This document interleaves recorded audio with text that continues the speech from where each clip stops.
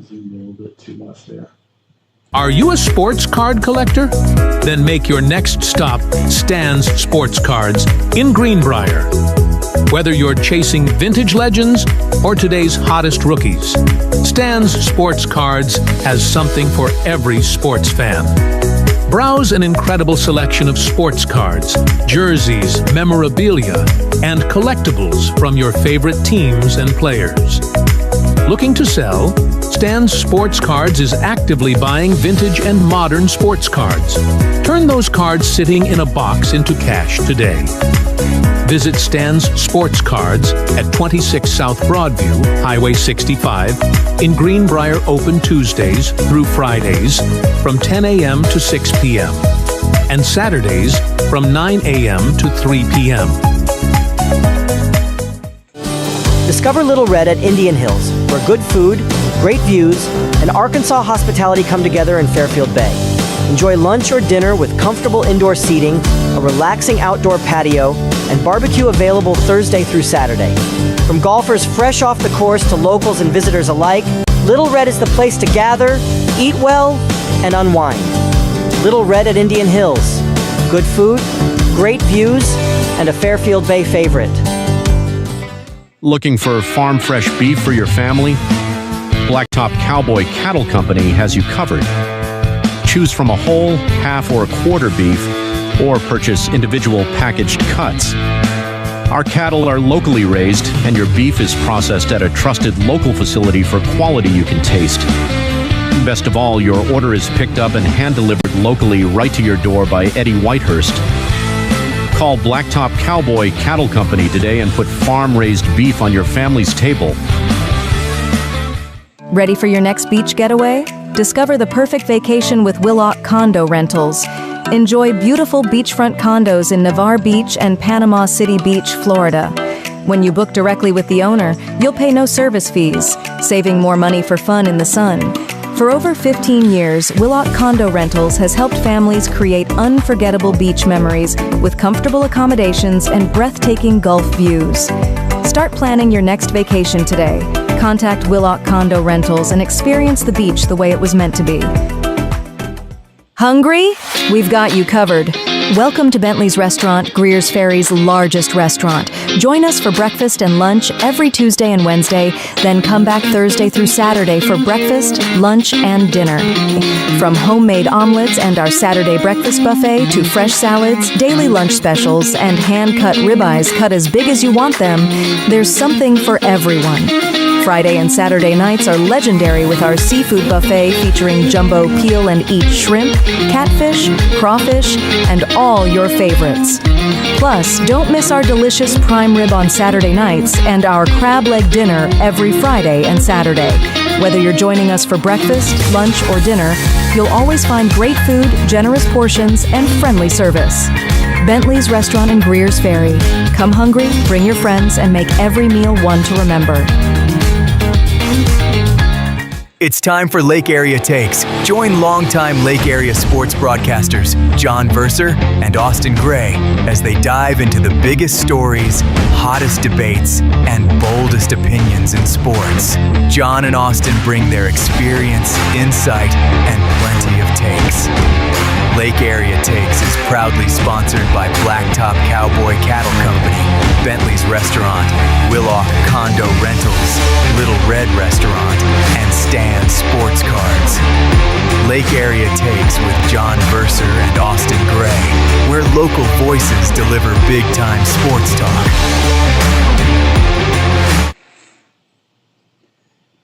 Well, good evening. Welcome to Lake Area Takes, episode 8. Here on Lake Area Sports, Facebook Live, Spotify, YouTube. Thank you for watching. John Verser to my right, and I'm Austin Gray, and we are excited that you're with us. We are getting so much closer to high school football season and high school sports in general starting this week. Lots of schools starting some golf and some tennis pretty soon, and cross country just a few weeks to follow. So we're going to be getting into a lot of the high school sports here in the Lake area in the next few weeks. And we do have a great interview for today, kind of before we get going with some of our football interviews in the next few weeks. But a couple guys representing Pangburn High School. We were I'm excited to have join us, and we actually got to interview these guys yesterday because one of them was getting moved back into college today. So we appreciated Luke and Cade jumping on a day early and meeting with us and sitting down and having a conversation with us about college baseball. And it was a good interview. They were great to have. Very enjoyable. Learned a lot. Hope everyone else enjoys it as much as we did. Yeah. So this will be the first time you and I get to sit back and relax and watch an interview. So This will be different. This will be a little bit different, but this was yesterday when we got to sit down with Luke and Cade Rolland, a couple college baseball players from Pangburn. So we'll be back, and let's go listen to what Luke and Cade had to say.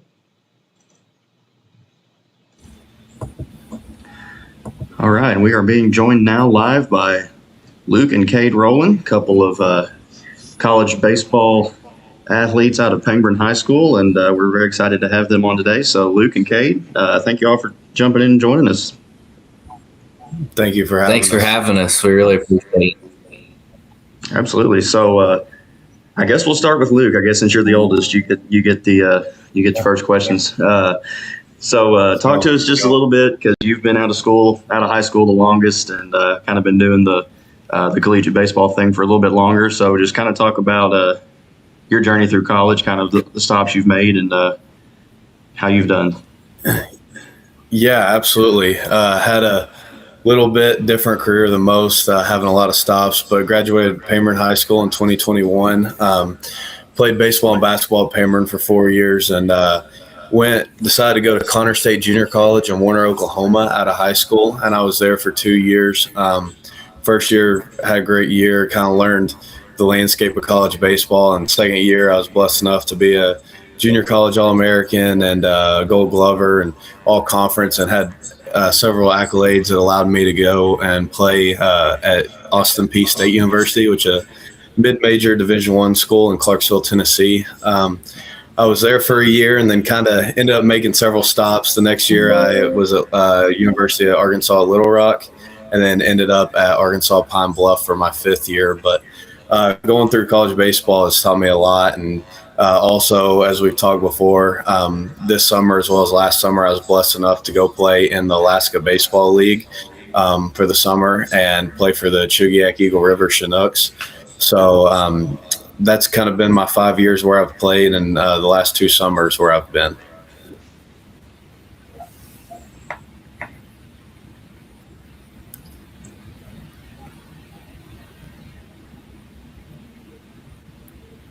So talk a little bit about you mentioned the Alaska baseball, and we talked about it before we went on air. Kind of the reason you guys came to John's mind, mainly, he brought it up to me, was because we had seen where you guys had both played up in Alaska this summer. It's such a unique experience. So I'll open this to both of you. One can answer and the other can follow. Just describe what it's like to go up in the summer, pretty much daylight constantly, and play baseball up in Alaska. Yeah, I can go ahead and take this one first, and Cade, you can follow up. But I got this opportunity last summer. I was looking for a place to play and wasn't really sure where I was going to go first.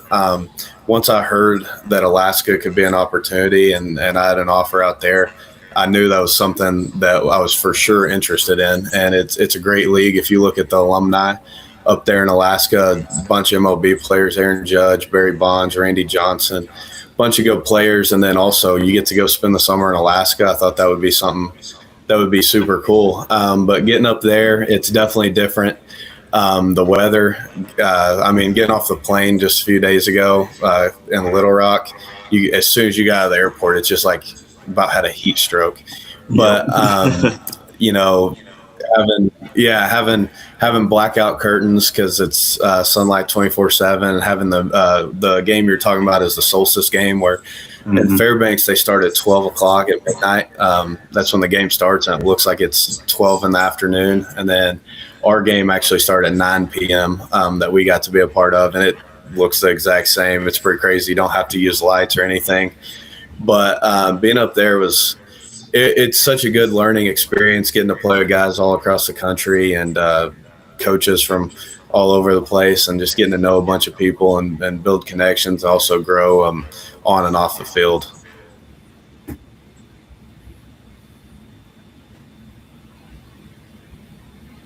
Cade, what's the experience like for you? Yeah, it was so cool. Just really the weather was amazing. It didn't get above 70 there.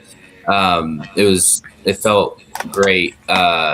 Baseball, like you said, you're playing with D1, D2, D3 guy anywhere. No matter, the competition, I feel like everybody, was kind of the same. And, I was really blessed to watch Luke finish his career up there and play with him. And, I'm just so excited that I got the opportunity to do that. And it was one of the coolest experiences I've ever had. Now, with the age difference between you guys, were you able to play previously on the same high school team, or was this the first time that you'd been able to play together? This was the first time. He was great. This is the first time he was a senior when I was in 8th grade. So and I kind of saw this opportunity maybe present itself a little bit, and I knew my career is probably going to be over after the spring, but I thought it would be really special to go up to Alaska and finish his career playing along my all-time wiffle ball player. And a workout partner, everything, go through it all in the off season. So I thought, how cool would it be to end my career out with my brother?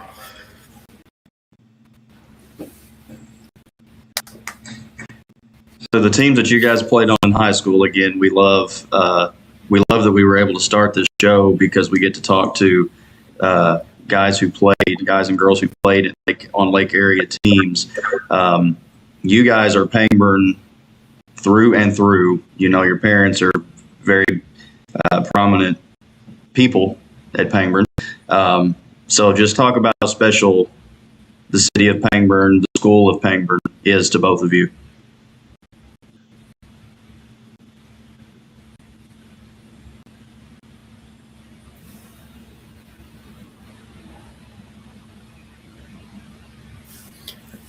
Can you repeat that? You cut out a little bit. Yeah, absolutely. Sorry about that. Just trying to say, you guys are both Pangburn through and through. Yeah, they're your whole lives. And again, like I was trying to say, both your parents obviously pretty good presence at Pangburn. So just describe what it's like to go to Pangburn and how special Pangburn is to both of you.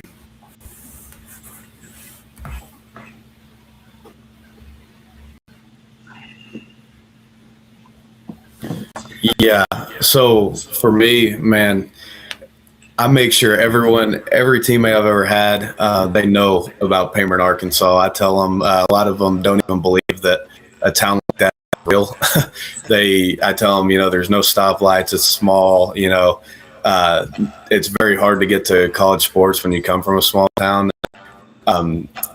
People mess with me about where I'm from and hometown hero, and you're just a small boy from Arkansas. But it means a ton, man. Like just being able to grow up we've went to games since literally we were born, and be able to be around the baseball and basketball teams there, and then to be able to grow up and do it yourself and play for Pangburn, and then go all the way through and then make it to college, especially playing at the Division I level and getting a pitch against schools like the Razorbacks, pitching against Mississippi State, Ole Miss, Auburn, all kinds of schools like that. It's pretty surreal to get that experience and to know kind of where you came from.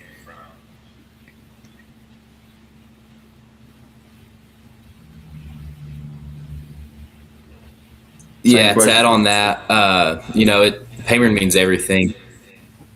Kind of like what he said, every college teammate I have, I make sure that they know that I'm from Pangburn and it's a small town and everything. But growing up, both my parents had keys to the gym, so we basically grew up in the gym, shooting before we were even in school, and just practicing, working hard every day in the gym. And same with the baseball field. We just go up there every single day and just keep working. And it was pretty special.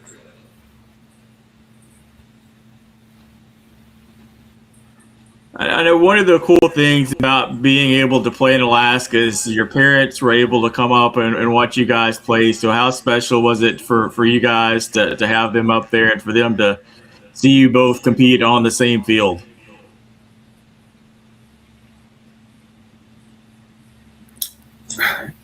Yeah, it's super special. Them getting to come up there both the last 2 summers and kind of experience something super different. We've traveled and we've been on vacations, but for them to come up to Alaska and get to spend a week with them up there, and then also them get to come to our games and watch me pitch for the last time, and me and Cade be teammates, and kind of how we interact on the field, it's pretty special. And even just like us playing catch before every game, us lifting every day, us going to team meetings and working together and doing it's like I got to see a whole different side of my brother as well, being a teammate with him now. But my family being in town, that meant a ton. And just to be able to go and experience kind of the outdoors. We had several off days when they were there, which we kind of planned that so we could go experience some parts of Alaska, but it was super special to me. For sure. It was really special. Seeing them there supporting us in Alaska, we're just small town boys from Pangburn.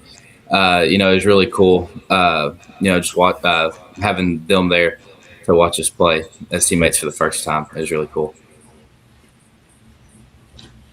Well, Luke, I started with you. So, Cade, you are you find yourself at one of the same schools that your brother was at.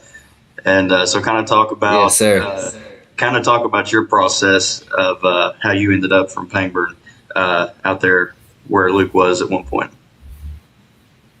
Yeah, for sure. Like Luke, I played basketball and baseball for 4 years at Pangburn. I didn't really know where I was going to go my 11th grade year. Had a good 11th and 12th grade year of baseball, and Coach Keith at Connors, I knew him from when Luke was there, but he reached out to me and went on a visit. And I knew a little bit about the place, but just getting to see it for myself as not a brother, but as a player that could go there. It was really cool. And I felt like the place felt like home. It's a small town in Oklahoma, and I really enjoyed it from the moment I stepped foot there. So, I'm entering my sophomore year this year, so I'm excited for it. And it must be every coach's dream to have a really good player and then find out, oh, he's got a little brother, and to be able to absolutely to be able to wield you both in. Yes, so that's pretty awesome to hear. Definitely. He called me asking for me to be a part-time recruiting coordinator for him. So I tried to help out a little bit, put in a good word for the program. Hey, John and I talk about it all the time, but there's so much Pangburn and all the other schools, there's a lot of talent in the Lake area for that. There is. And it seems like there's more and more each year, seeing people from small towns make it out and go play college ball all over the country.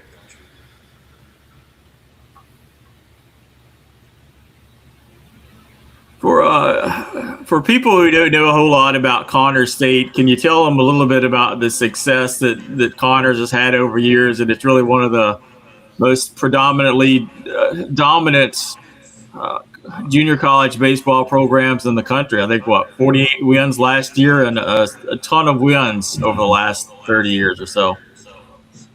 Yeah, absolutely. It's a lot of that's credit to Perry Keith, the head coach there. He has the most wins in junior college baseball history. He's already in the Hall of Fame before he's even retired, and he's done such a great job. I mean, he's had over 100 draft picks. This will be his 40th or 41st year. So he's been there a long time, and so he knows what he's doing there. And I mean, when I was there, I believe my first year we were 45 and like 15, and then my second year we were like 52-5. So we were second in the country at one point in the year, and somehow didn't win a national championship, but had a great team, one of the best teams in the country, and he's got it going on. He just gets good players, good people, and produces you not only on the field to move on in your college career and hopefully your professional career, but also off the field and whatever you're going to do in life.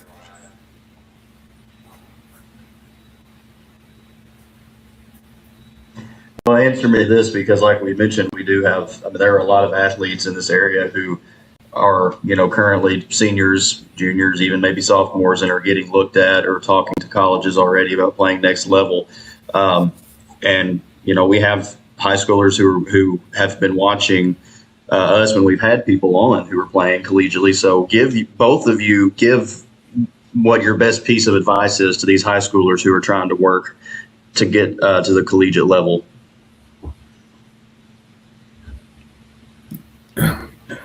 Yeah, I'll go first. For me, one thing I noticed when you get to college is everybody there was a star in high school. Everybody there was really good on their high school team. Everybody was all conference, all state, all these things.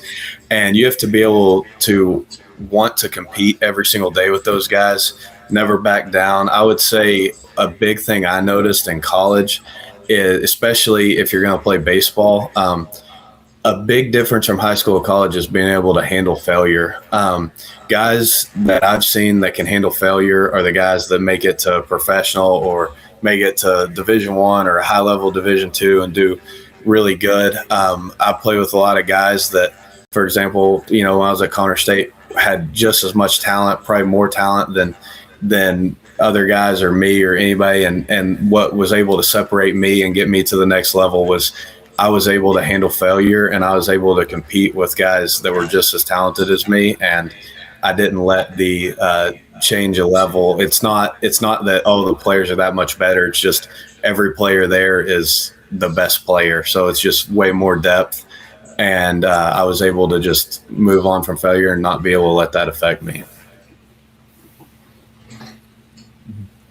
For me, it's just keep working when nobody else is watching. Just keep putting in the hours in the gym, on the field. No matter where it's at, it's going to pay off for you eventually. And, that's something that was big my senior year of high school, that I started, working really hard to try to get to the next level, and just keep working when nobody's watching you.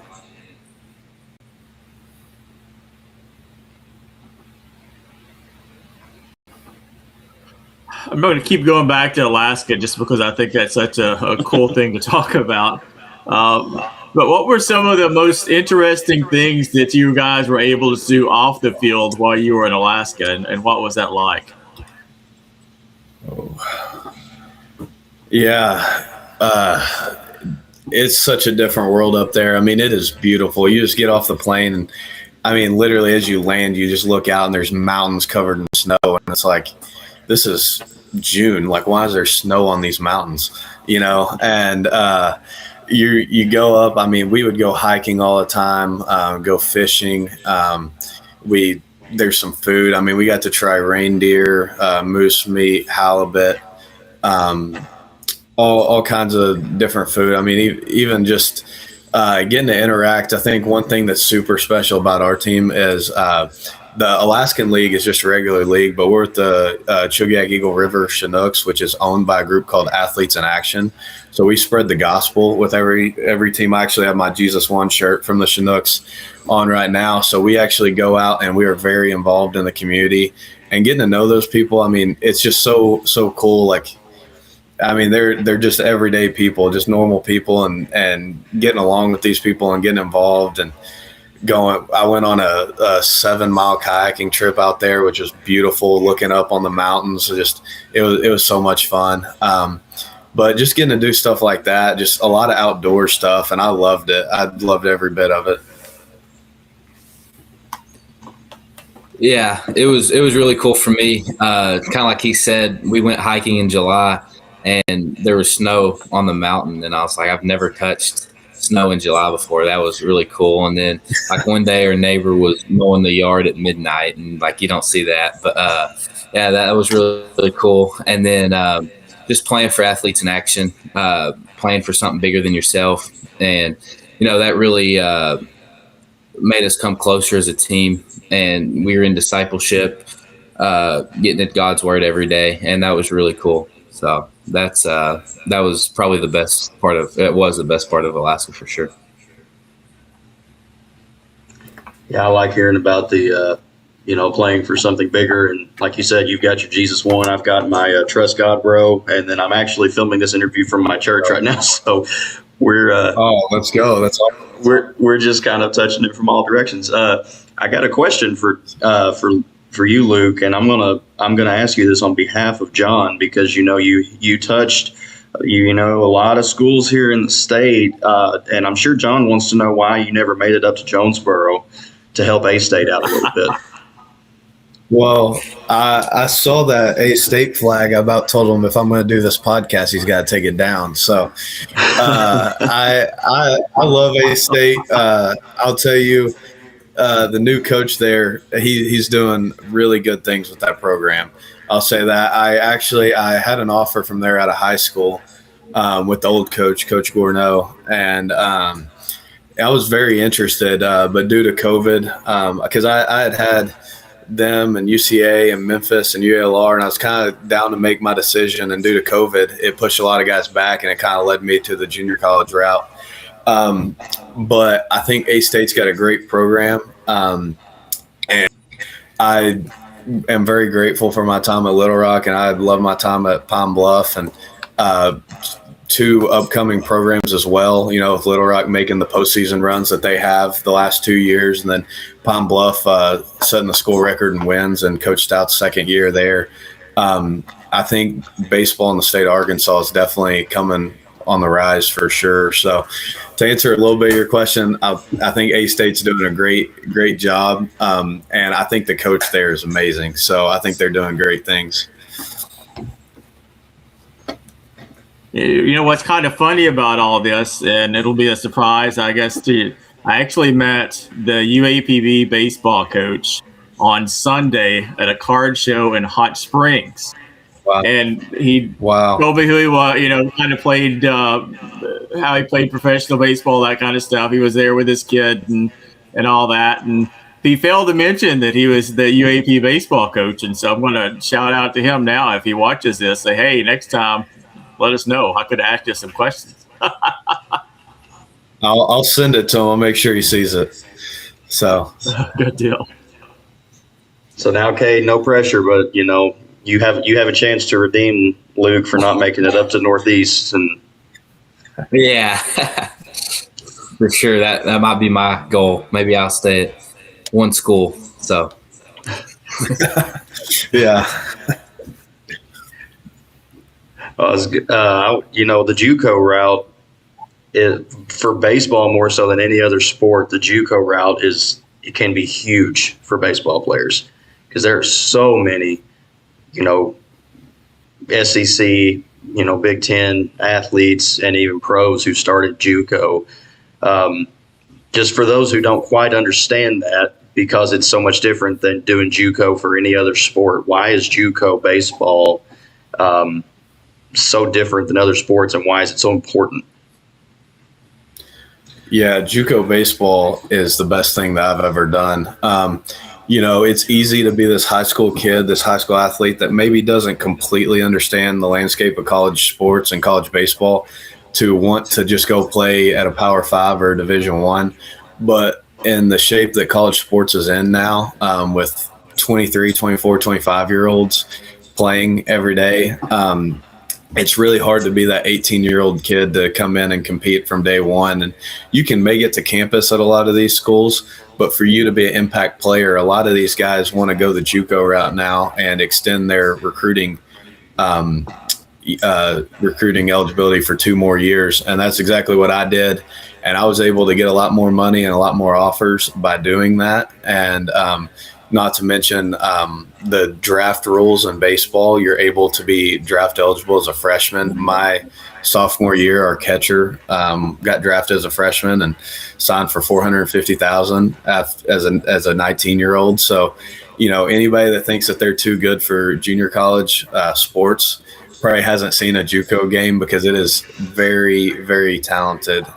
Just look at Bryce Harper winning a Golden Spikes, and playing JUCO baseball. And I mean, I could go on and on, Tim Anderson, Albert Pujols, and all kinds of alumni that played JUCO baseball, and that's just getting started. And even at Connor State, we've had Jordan Romano, who's been a closer for 5 different MLB teams, and Julio Lugo, who was a good MLB infielder for a long time. And Jared Young's doing really well in MLB right now. It is not what a lot of people think getting into junior college sports, and that's really every single level has good players. But getting to JUCO was the best thing I could have done for my career, and I would recommend it to 99.9% of high school athletes. So that tells you about what I think about junior college sports. For sure. I was just about to say, I think almost everyone should go to the JUCO route first. The competition there is insane. There's so many good players, and more every single year there's more and more guys getting drafted now out of JUCO, and I really think the competition's going up. And so. I mean, in junior college baseball, like you mentioned, you can get drafted twice out of junior college. And if you go to a 4-year school, you can't get drafted until you're 21 or after 3 years. So it gives you a lot more options, not just the going to another school, but also the draft as well. Absolutely. And to be able to see a lot of my teammates, for example, my sophomore year, that team we had, just our lineup alone had 13 players end up moving to Division I baseball. So we had guys coming off the bench that ended up playing in mid-majors at really good schools, and some of them ended up starting in Division I, and their freshman year, they're a pinch hitter in junior college baseball. So especially if you go to the right ones, it is very competitive, and it's very hard to earn a spot, and nothing's ever given. You have to work every day to compete there.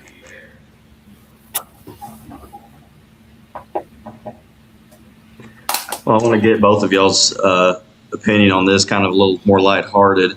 And John and I on this show, we have a lot of good conversation. Very rarely so far have we had to debate very much, but it seems like a lot of our debate comes with baseball these days. So I'm going to ask a very simple question, and just know that John and I are on different ends on this one, I'm pretty sure.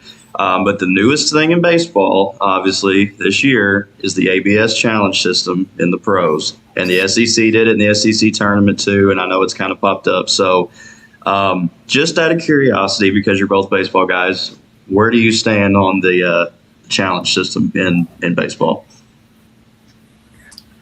Yeah, I'll tell you, probably the right answer is that it's a really good thing for baseball. But as a pitcher, throwing, if I got a full count with 2 outs and the bases loaded and I don't get a pitch on the corner, then I'm going to be pretty frustrated. So I like the human element in the game. I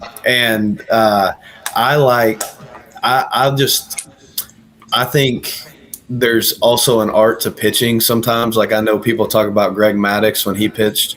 If he could get the corner, he could live there. And because he had such good control and he was always around the zone, he was able to get a few calls off. And I think that's kind of an art to pitching that could get lost by ABS. And so I would say I'm a little bit against it, but probably the right answer is it's a good thing for sports. But that's my stubborn pitcher in me saying that I don't like it. As a baseball player, I do not like it at all. As a fan, I love it. Just watching just like SEC and MLB games, I like how it really changes the game in some games. But as a pitcher, I think it hurts pitchers more than it hurts hitters. So as a pitcher, I'm not a big fan of it.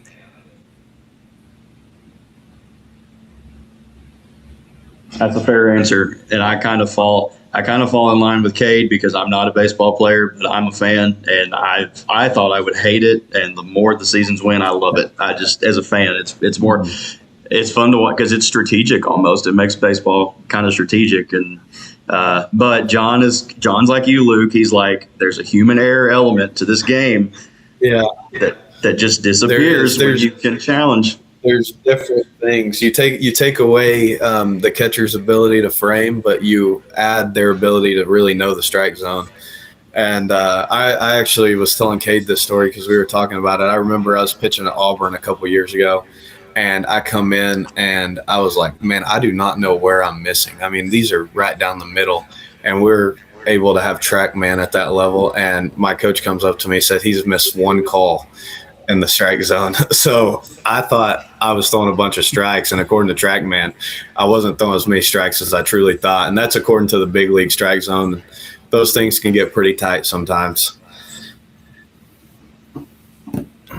Now, Luke, were you at the? I know a lot of people remembered when UALR was playing LSU at the regionals, and of course that last game. Were you at that? Mm-hmm. And if you were, what kind of memories do you have from that weekend? Man, yeah. So I was on that team. That was super special to be a part of. And I'm not sure how familiar you guys are with that season. We actually had 19 wins going into the conference tournament. We were the 8 seed. We were the last team to make it in the OVC tournament. And we won, I think it was 6 in a row to get through the tournament. The way that bracket is structured, if you're the 8 seed out of 8, they're going to try to give you any reason not to win that tournament. And we got through that. And then being able to and this kind of goes along with playing at any bigger school, being able to play in any game like that, especially in the postseason, it's pretty cool after the game. Just seeing the state and the community that you're in kind of rally around you, even though I wasn't fortunate enough to get to play in those games.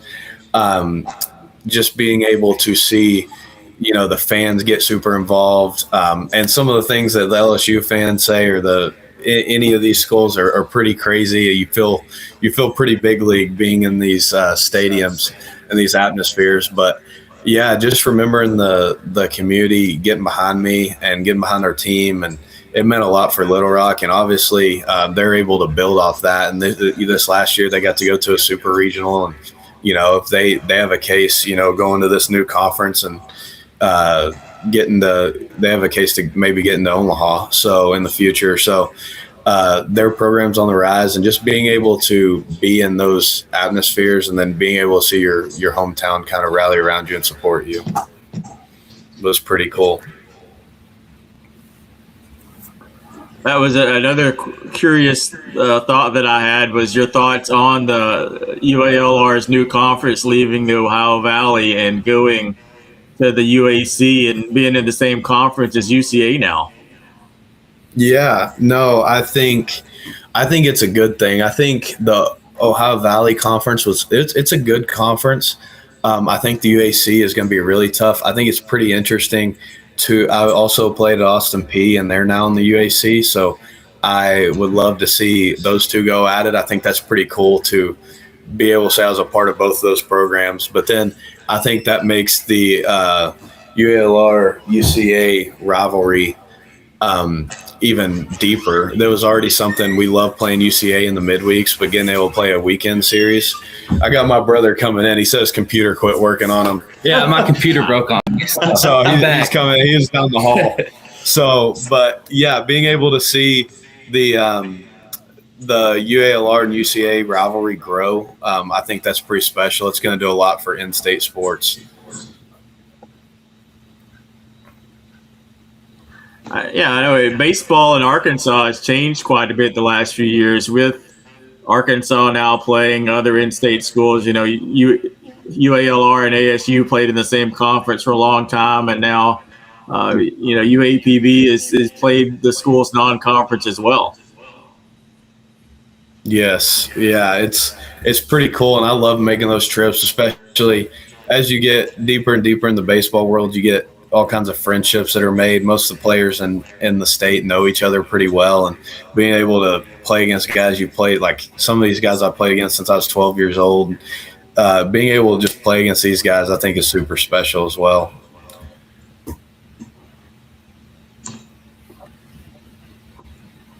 Okay, we're glad you didn't just decide to ditch us and that you were right down the hall. Yeah. Well, before we let you guys out of here, we do. I don't know if anyone had made you aware, or if this is going to be putting you on the spot, but one of the cool things we get to do every week is give away a $25 gift card to Little Red Restaurant up in Fairfield Bay. And the way that our viewers can win is by going in the comments here on Facebook and leaving a code word, secret word, word of the week. We've never really officially named it. But what we've started doing is letting our guests choose the word that these guys have to leave in the comments for a chance to win. So to put you guys on the spot here, what's going to be our word or words of the week?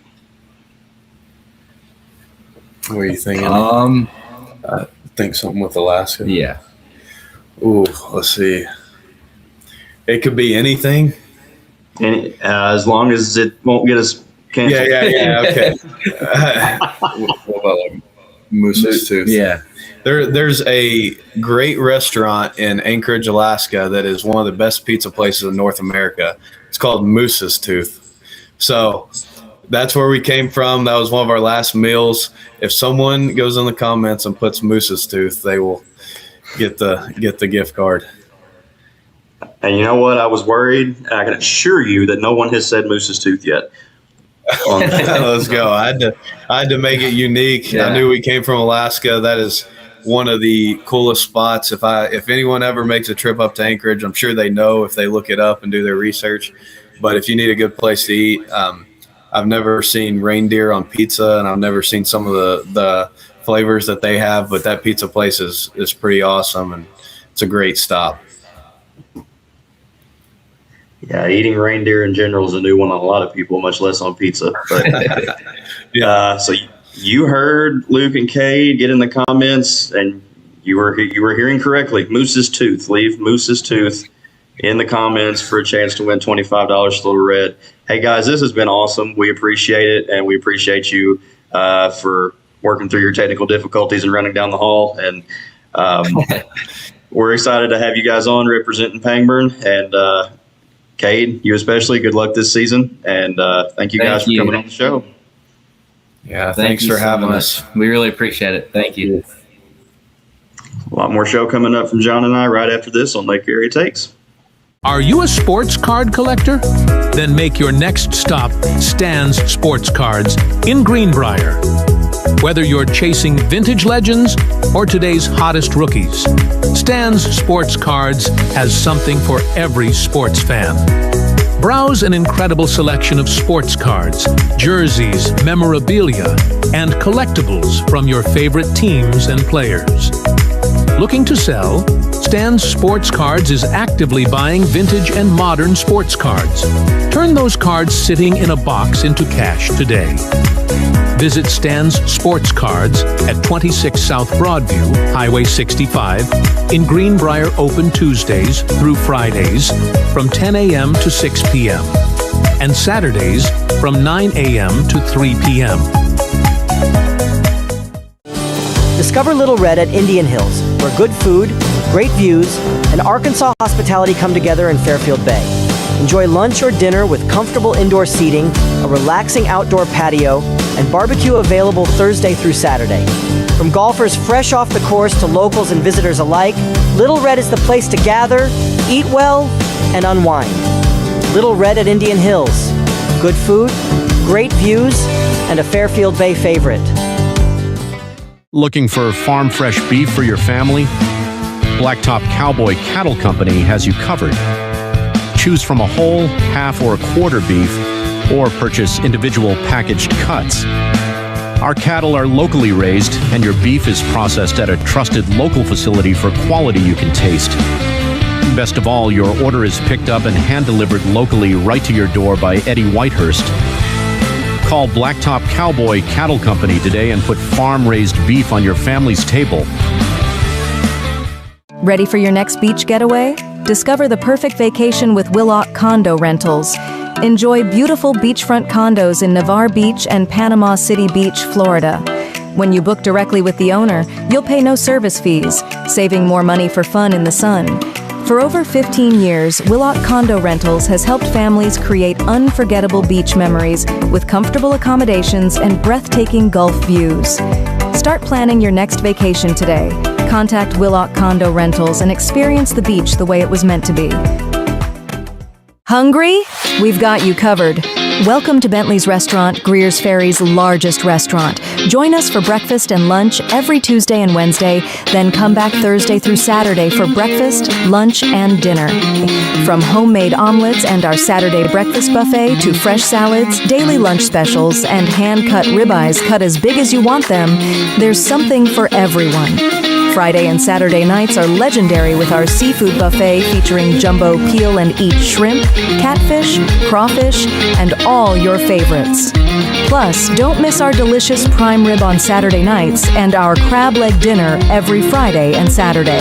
Whether you're joining us for breakfast, lunch, or dinner, you'll always find great food, generous portions, and friendly service. Bentley's Restaurant in Greer's Ferry. Come hungry, bring your friends, and make every meal one to remember.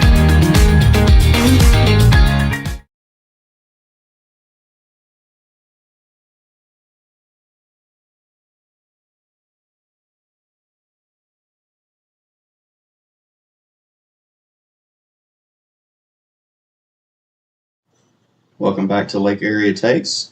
John Verser and Austin Gray getting our audio back going here. Thanks again to Luke and Cade Rolland for being on. Cool part about being a day behind is I did get to break out the Jesus One shirt to match Luke. And as good as Jesus One would have been for the words of the week, the two words instead are Moose's Tooth. Did you have time? Now, I got curious and I looked it up. Did you look it up? I have not. I did get on there and look it up. The large pizzas are $40 a pop up at Moose's Tooth, but they've got like wide selection, and he's right. There's smoked reindeer. You can get roasted chicken, blackened chicken, all kinds of different sausages and just all kinds of stuff put on it. They have one of the pizzas was called Elf on the Shelf pizza. They had a cheeseburger in paradise pizza. So lots of pretty cool options. And if you live here in the Lake area, it's just a quick 2 days and 16-hour drive up there. Get started. 3,800 miles. You can do it. We believe in you. Moose's Tooth, though, is the words of the week for a chance to win $25 to Little Red. We do have a winner, though, from last week when Rory Bradley was our guest. Congratulations to Joe McKinney. Joe McKinney is our winner of our $25 gift certificate to Little Red from our episode last week. So somebody will be reaching out to you soon on how you can collect your winnings. And again, one more time, it's hard to forget, Moose's Tooth is what you have to leave this week to win. Going to have one more week, probably at least, where we can talk a little bit of high school basketball before we dive fully into football season. And one of the biggest changes in the last few years to high school basketball has been the addition of the shot clock here in Arkansas. There are other states, obviously, they already had turned to this. But the shot clock in high school sports has been here now for, how many years have we had it? Three or four. And because it wasn't that long ago where you had shot clock tournaments. I know Quitman hosted one for several years. Other places hosted a shot clock tournament. Classics. I think ICC did a few. Norfolk had done it. And it was always pretty unique because it's at the very beginning of the year, so it wouldn't really throw you off for your season. But we saw a lot of shot clock violations because nobody was used to it, and you kind of had to remind yourself. But it kind of gave us a glimpse into what the future would be like. So has the addition of the shot clock in high school basketball here in the state, has that been a win or kind of a letdown, I guess? I would say it's a win because I think for the most part it's a non-issue. But I think it is important because it gets everybody on the same page as far as having to actually play the game. I'm not a big fan of holding the basketball and what it could do. It just seemed like it took everybody out of the flow of the game. I mean, it was an effective weapon at times for teams. But if you're going to have a game, make everybody play it. I think that's what the shot clock does. There's not that many times, I think, during the course of a season where we hear the buzz and it goes off. Sometimes, as a matter of fact, I think it may inadvertently go off as many times as it's supposed to go off. So, but I think it does kind of keep the game at a pace. It makes the play better. It makes the game better. But it's largely a non-issue. So for that, I think it's a huge win for the game in the state. Yeah, I think that, there was a time when we all kind of got tired of low-scoring games and teams that ran slow, methodical, paced basketball. Now, it was always strategic because sometimes you go into games knowing that you may be, a little outmatched talent-wise, and so your best chance at staying in the game is to keep it low. But, you and I'm both sure heard plenty of we could hear grumblings and frustrations. You would hear coaches sometimes on the floor in those last few years. I remember a particular coach in the Lake area. I want to say during the 2021 season, we didn't have it yet because I know Westside was hosting the state tournament in 2021 right after COVID, first one after COVID. And I was doing PA for that tournament, so I was always right there behind the benches. And I heard one coach from the Lake area, ironically, won't name the name, but heard. Oh, come on. I heard, he probably knows who he is. I heard him voice frustration for the team he was playing, who was not the Lake area team, but another team in 1A state. But I heard that coach voice frustration because it was a very, very low-scoring game, and I heard him audibly say, loud enough for a lot of people to hear him, this is why we need shot clock in high school. And so I think that there was a level where coaches were getting a little irritated at how pace of games was getting thrown off. And but you got to the point where it was like, could you blame coaches who did it?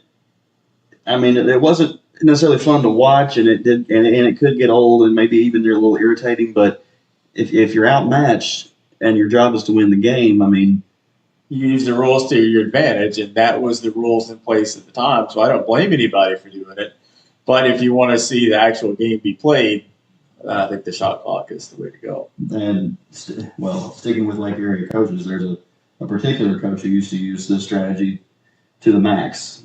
And obviously everybody probably knows who we're talking about, but I remember another tournament Westside hosted, and that year, one of my duties was to go tweet the AAA at the end of every quarter. They were asking each host of the regionals, tweet us your scores at the end of it. They were giving you a login for their Twitter scoreboard account. They gave each host school the login so that they could get on there and tweet the scores. So at the end of every quarter, my job was to tweet. And I had to tweet a 3-2 halftime score in a regional tournament boys basketball game. And I thought they're gonna reach out to us thinking that we've mistyped this. And I almost wanted to take a photo of our scoreboard and attach it to prove to them that we're not making it up, but the score was 3-2 at the half. But that was just the game. We all sat there and a 16-minute half probably took 20 minutes because it was just kids standing there holding the basketball and all of us just watching time tick. But it can be a success. This coach we're talking about, we actually had one of his former players on here a few weeks ago, and when he talked about that player, he said, give us the ball with a 1-point lead, game's over. And it was because that particular player was so good at handling the ball, keeping the ball away from the defense. So, but I agree with you in the fact that it was just, for the sake of the game, it was hard to watch sometimes. It could be hard to watch. And I think that since we've turned to this, you can still have slow, methodically paced games with a shot clock. And we've watched plenty of teams who rotate the ball, move the ball for 25 seconds, and those last 10 seconds try to go get your shot.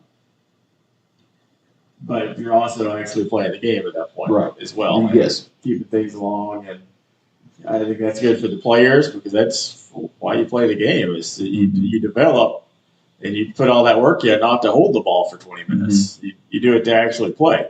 And it does the players a disservice, the fans a disservice. Sure, it could be successful at some points and sometimes, but at some point it gets to the time where that needs to go and we need to play the game.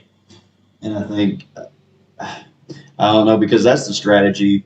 Even when you watch college ball, you've got a team that likes to go out and give 40 minutes of hell or whatever you want to call it, where it's just boom, boom, boom, boom, boom. Obviously, for your other team, your mindset is, okay, well, let's walk the ball off the floor. Let's pass it around a little bit. Let's try to kill their momentum. And that kind of wheedled down to the high school level. Yeah. You've got teams who like to get down the floor and score in the first 10 seconds, make you run. And if you can get them off their game and make them slow the pace, so it works the same way, I think, strategically. You just you can't just stand there and hold the ball. You have to go score eventually. You got to make basketball moves and attempt to actually play the game. You can't just hold it forever. But I like it because I think another thing it does too is somebody gets up 7 points in the fourth quarter, game's not over yet. Used to, we would watch plenty of games that would be really close, and then someone gets ahead 7 or 8 with 5 minutes left, and now you would have that internal feeling of, okay, this game's probably over. Yeah. Because they're just going to hold. They're going to try to hold it. But now you and I know that you can get up 20 plus, and game's not over because you're guaranteed multiple more possessions, and that's good. Gotta play the game. And that's good for the game. I think that's good for the game. No, it is. It keeps everybody engaged in it. It doesn't make it to where the game is over just because you got a handful of point lead, and it keeps the game moving. And I think it entertains fans. It's better for the players because, again, that's why you play the game, is to play it, not to hold the ball. I like it. I think it's been good. I think that, and I don't know how many states, by the time Arkansas switched, how many states were already doing it.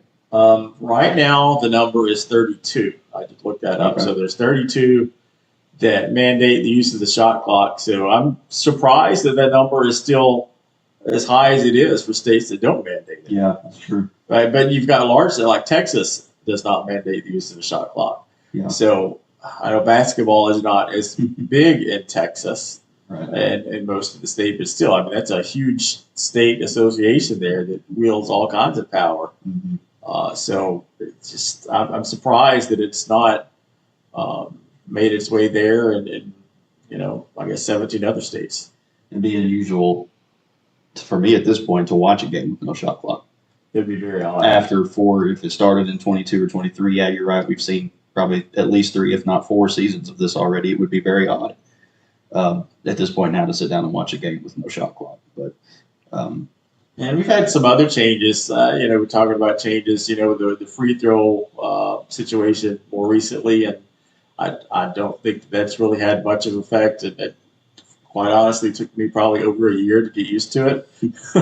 Because you still look out there, it's like, what are they doing? And they know what they're doing, and I'm just some dumb guy up there with a microphone. And it's like, for a whole year, we heard people, at 5 fouls, why are they shooting? Why are they shooting? And it's,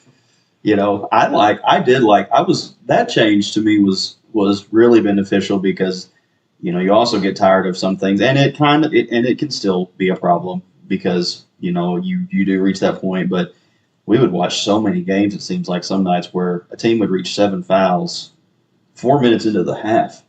So now not only do you have the rest of that quarter, you have an entire second quarter of free throws. Whereas at least now, if you have a team getting foul trouble in the first quarter, okay, we're going to reset, at least start the second quarter. Yeah. Maybe we won't have it quite as bad then. And some of those nights and those games took so incredibly long with so many fouls early in a half and just constant free throws for the rest of the night. So I really liked the rule with the 1-and-1s going away and instituting, the resets at the end of each quarter.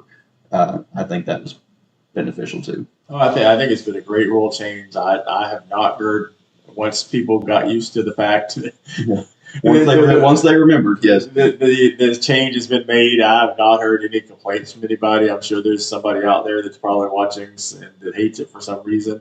I would like to hear that reason, so put it in the comments, please. But I think it's been a great change. It's kind of sped things up, and like you said, it doesn't.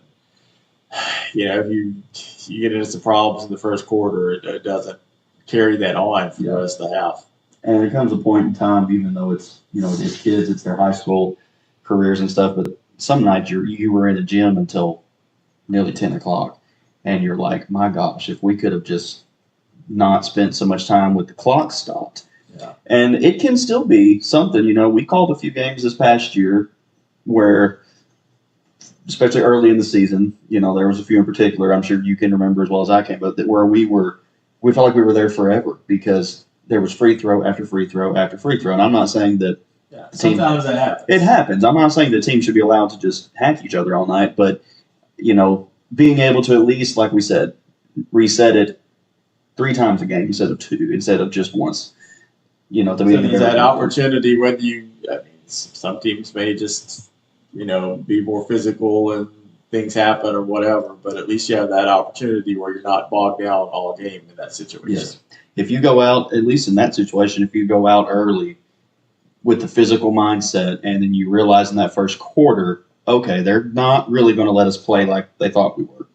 Yeah, you may give up some free throws in that first quarter, but now you go into the second quarter having adjusted, and you don't give up as many free throws. Whereas, if you realize in the first quarter, they're not going to let us play as much as we thought, now you're stuck for a whole half, having to try to back off and have to wait till the second half to adjust. So I think that's helped too, because we've called some of those where first quarter it seems like, man, there's a lot of fouls, and then by quarter number 2, it's like, wow, they've only called 3. And so teams figure it out. Teams do figure it out. If you don't, you're still going to get. That's true. The officials are calling a certain thing a certain way, and I don't even know that I like to put it that way because they try to call the game, even all the way through. But I know some years certain rules have emphasis or whatever, where they're trying to, the AAA and the officials are trying to emphasize certain rules or whatever, and so it takes people a while to adjust to that.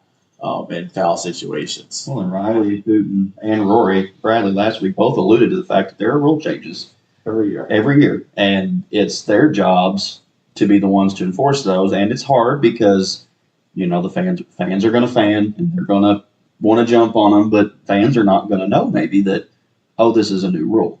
And sometimes you know about it and just forget. And you do. And sometimes we talk about, you and I don't know, and we sit up there and we want to tell people why that was called, but we don't know.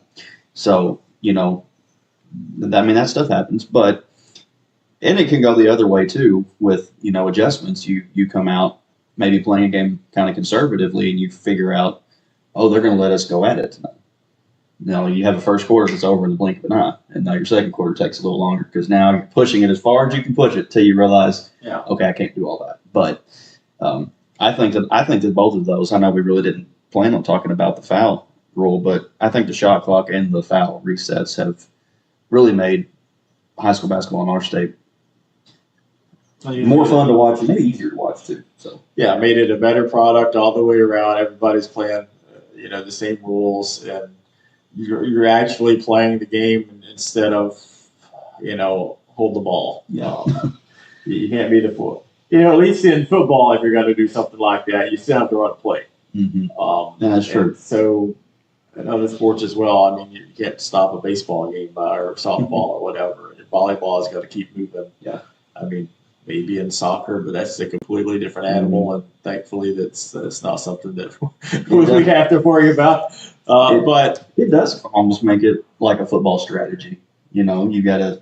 Yeah, but at least in football, you're having to run a play. You may run the fullback dive 3 times in a row, but you still have to run a play. Right, and that's what kind of makes the shot clock in basketball makes them do. You have to put up a shot eventually. Football, if you can get a 12-minute possession and get down there and get a touchdown, that's as perfect as it can get. Yeah. But kind of the same way in basketball. Eat up some clock, try to get you a good shot up in the last 5 to 10 seconds, and go from there. But I agree. Both of those have been great rule changes. It's been, I think, accepted well. Everybody has adapted, and like you said, I don't know that I could go back to an era without the shot clock. That would be a tough thing to see. No. And if we did, everybody at home could hear a lot of our great insights as we stood there and watched 10 people just stand around. Exactly. And, we now have a podcast to impart our great thoughts on everything.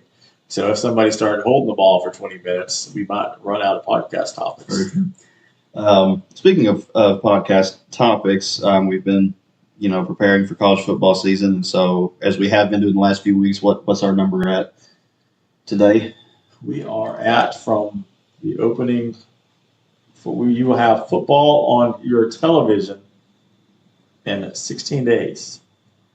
There you go. College football. College football on your television in 16 days on, I want to get the exact date, the 29th. That is week 0. So 16 days And then the Thursday following that, you will have some football games again on week one. Mm-hmm. You can even go to some. I haven't looked at everybody's schedule yet. Harding has a home game that opening Thursday. A lot of the JC schools do the Thursday games at times. So, if you wanted to go watch a live football game in person on that Thursday night, there are places you can do that. And so then the following, there'll be more games Friday, more games Saturday. But week 0, 16 days. 16 days away from college football. Live if you're a pro football fan, Hall of Fame game was last week and preseason starts tonight. 3 weeks from today is the beginning of week 1 on that Thursday night, as John said. But so we have a preview show for next week, and we'll talk about that more at the end of the show. But one of the coolest parts of college football, you and I are both big fans, is, as we know and as everybody's kind of figured out, but there's something about the sport in the collegiate level that's more intriguing, I think you and I understand, than the professional level. Not that there's, pros is the pros, but one of the coolest parts about college football is the rivalries and different traditions. And, rivalries mean almost more in college sports than in professional sports. And so John and I decided we'd have a little fun this week and just kind of sit back and talk about some of the rivalries in college sports. And we kind of ended up breaking it down into 5 categories. We've got overrated, underrated on rivalries. We've got the best trophies. We know there's some pretty cool trophies out there they give away to some of these rivalry games. And then we talked about our personal favorites, and then we did list what we consider to be the best rivalries in college football. We each picked 3 on each category, and we're going to start with the most underrated. And I told you when I was going through my list, at least, that this was the one that I had the most of. It's like, man, there's a lot of good rivalry games. And then you get to read them, you're like, man, not enough people talk about some of these. So for me, it was hard to weed it down to 3. But you've got your 3, and you're starting on the FCS level with your number 3 here. Yes, the big game in Montana every year. Both of those teams have been very good at the FCS level. It's easier to say 1AA for us old people.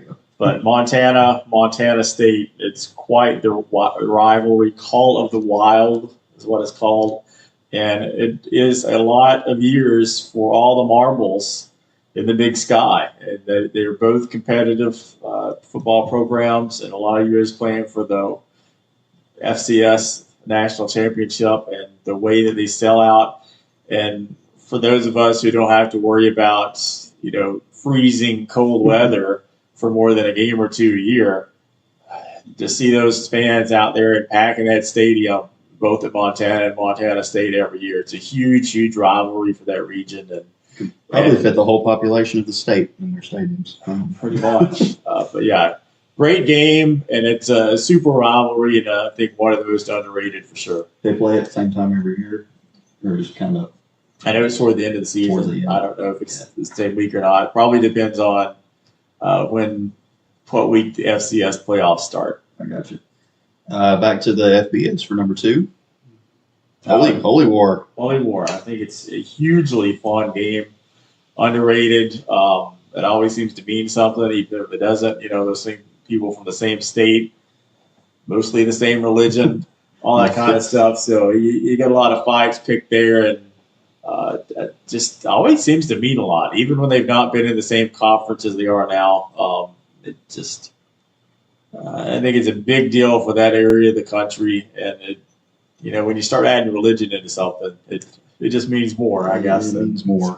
And those people just genuinely, I can't even talk today, genuinely don't really care for each other, even though they're in the same state and the same region of the same state, mostly the same religion. So I think very underrated. Those people, it's a knockout, drag out. Knockdown, drag out every year. Knockdown, drag out. I can't talk at all today. That's true, and that's a very fun game. And you always, those games late at night out on the West Coast are always, they're always more fun. Not more fun than other games maybe, but they're a lot of fun to watch. And then you get a pretty cool rivalry game like that. You're right. I mean, it can be a ton of fun to watch. And unsurprisingly to me, probably to everybody else who knows you, your number one comes out of the Sun Belt. Yeah, it does. And this has been a huge rivalry for a long time. It's called Deeper Than Hate. So anytime you got a nickname like that, you know, okay, this is a big deal. But they were both powers in the Southern Conference and FCS football. It's just weird saying FCS for a long time. They've been playing each other since 1932. When you said Deeper Than Hate out the side, I just thought you meant that every year they pick fights and stuff, and then I realized no, the game is called Deeper Than Hate. Yeah, I thought you meant that they brawled every year, but I mean that ought to show how competitive they are. Yeah, I mean it's been a super close rivalry. Started in 1932. The series is 21-19-1 in favor of App State.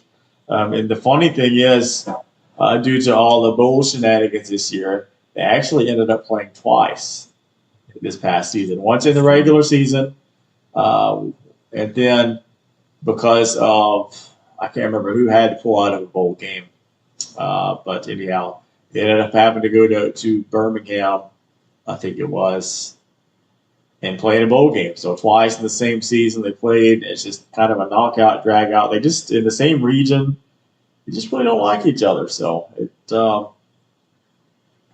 they kind of developed along the same path, been in the same conference a lot of years, both highly competitive, you know, played for the FCS national title, made deep playoff runs, and they just have not liked each other for a long time. And it always seems to be a good, close ball game no matter what the records of the programs are. Well, I like those, and that one was new on me, and so I will definitely that was one of the ones I had to go find and make sure I check out this year because I was unaware of the Deeper Than Hate. That's a strong name for a rivalry. I like it though. I'm going to start here with one that's in state at number 3, and this will not be the last time I believe we'll talk about this one, but Battle of the Ravine down in Arkadelphia, Henderson and OBU. For those who are not geographically sound of how this works in Arkansas, you can throw a rock from one campus to the other. I remember walk across the street. I remember when I worked at Central Baptist in Conway, we had to go to OBU for a conference with school counselors, and they parked us in a Henderson parking lot because that's how close they are. And you just cross the road, and you can sit in, and I have a 3 years ago, you can sit at the top of Henderson State's football stadium and look across the way if you're sitting on the home side at Henderson and stare into the OBU football stadium. So they're that close. They're that close. And so that is so unique for any college campuses in America to be that close to each other. And obviously makes sense to have a rivalry with your program. And we know there was the big push last year to get game day to appear just because it's unique. And I think they should keep pushing until they come because this is something that's just so cool that would grab a lot of attention. And so it's a very underrated, not even just in the country, but I feel like even in the state, a lot of people don't know about it or think about it enough. So if you've never checked out the Battle of the Ravine, definitely do that as well. Up to FBS, the Backyard Brawl with Pitt and West Virginia. Are these two teams usually, top 10 caliber? Probably not. But there is, you talked about the Deeper Than Hate name. Some of these games have had a lot of hate in it on the field. And then you get games like we talked about last week when we did the Sports Illustrated list top 25. You go back to 2007, and this game was huge because it's the biggest rivalry game probably for West Virginia. They're 28-point favorites on their way to national championship, and Pitt just ruins their season. And when you're having a season like that, as you are if you're Pitt, where you're like, look, our season's probably toast, but what's the best way we could go out with a cherry on top if we ruin West Virginia's year? Yeah. And they did it. And so that's just one game, but they've played it for a very long time. And those have been some of the, if you like to watch for the drama of the game and, some scuffling, some skirmishes, some words being exchanged, it seems like when this game every year has a lot of that. And I guess if you have the name Brawl in your rivalry name, comes with the territory. But well, they're so close. If you're not familiar with the area, I mean, they're about an hour apart, basically. yes, very close Between the two campuses in states that do not really like each other, and one being a city school and one not. And I mean, there's a lot of it, that whole region that adds to it. And unfortunately, because of all this crazy conference realignment and stuff, they're no longer in the same conference, which takes something away from it. But just a cool little rivalry.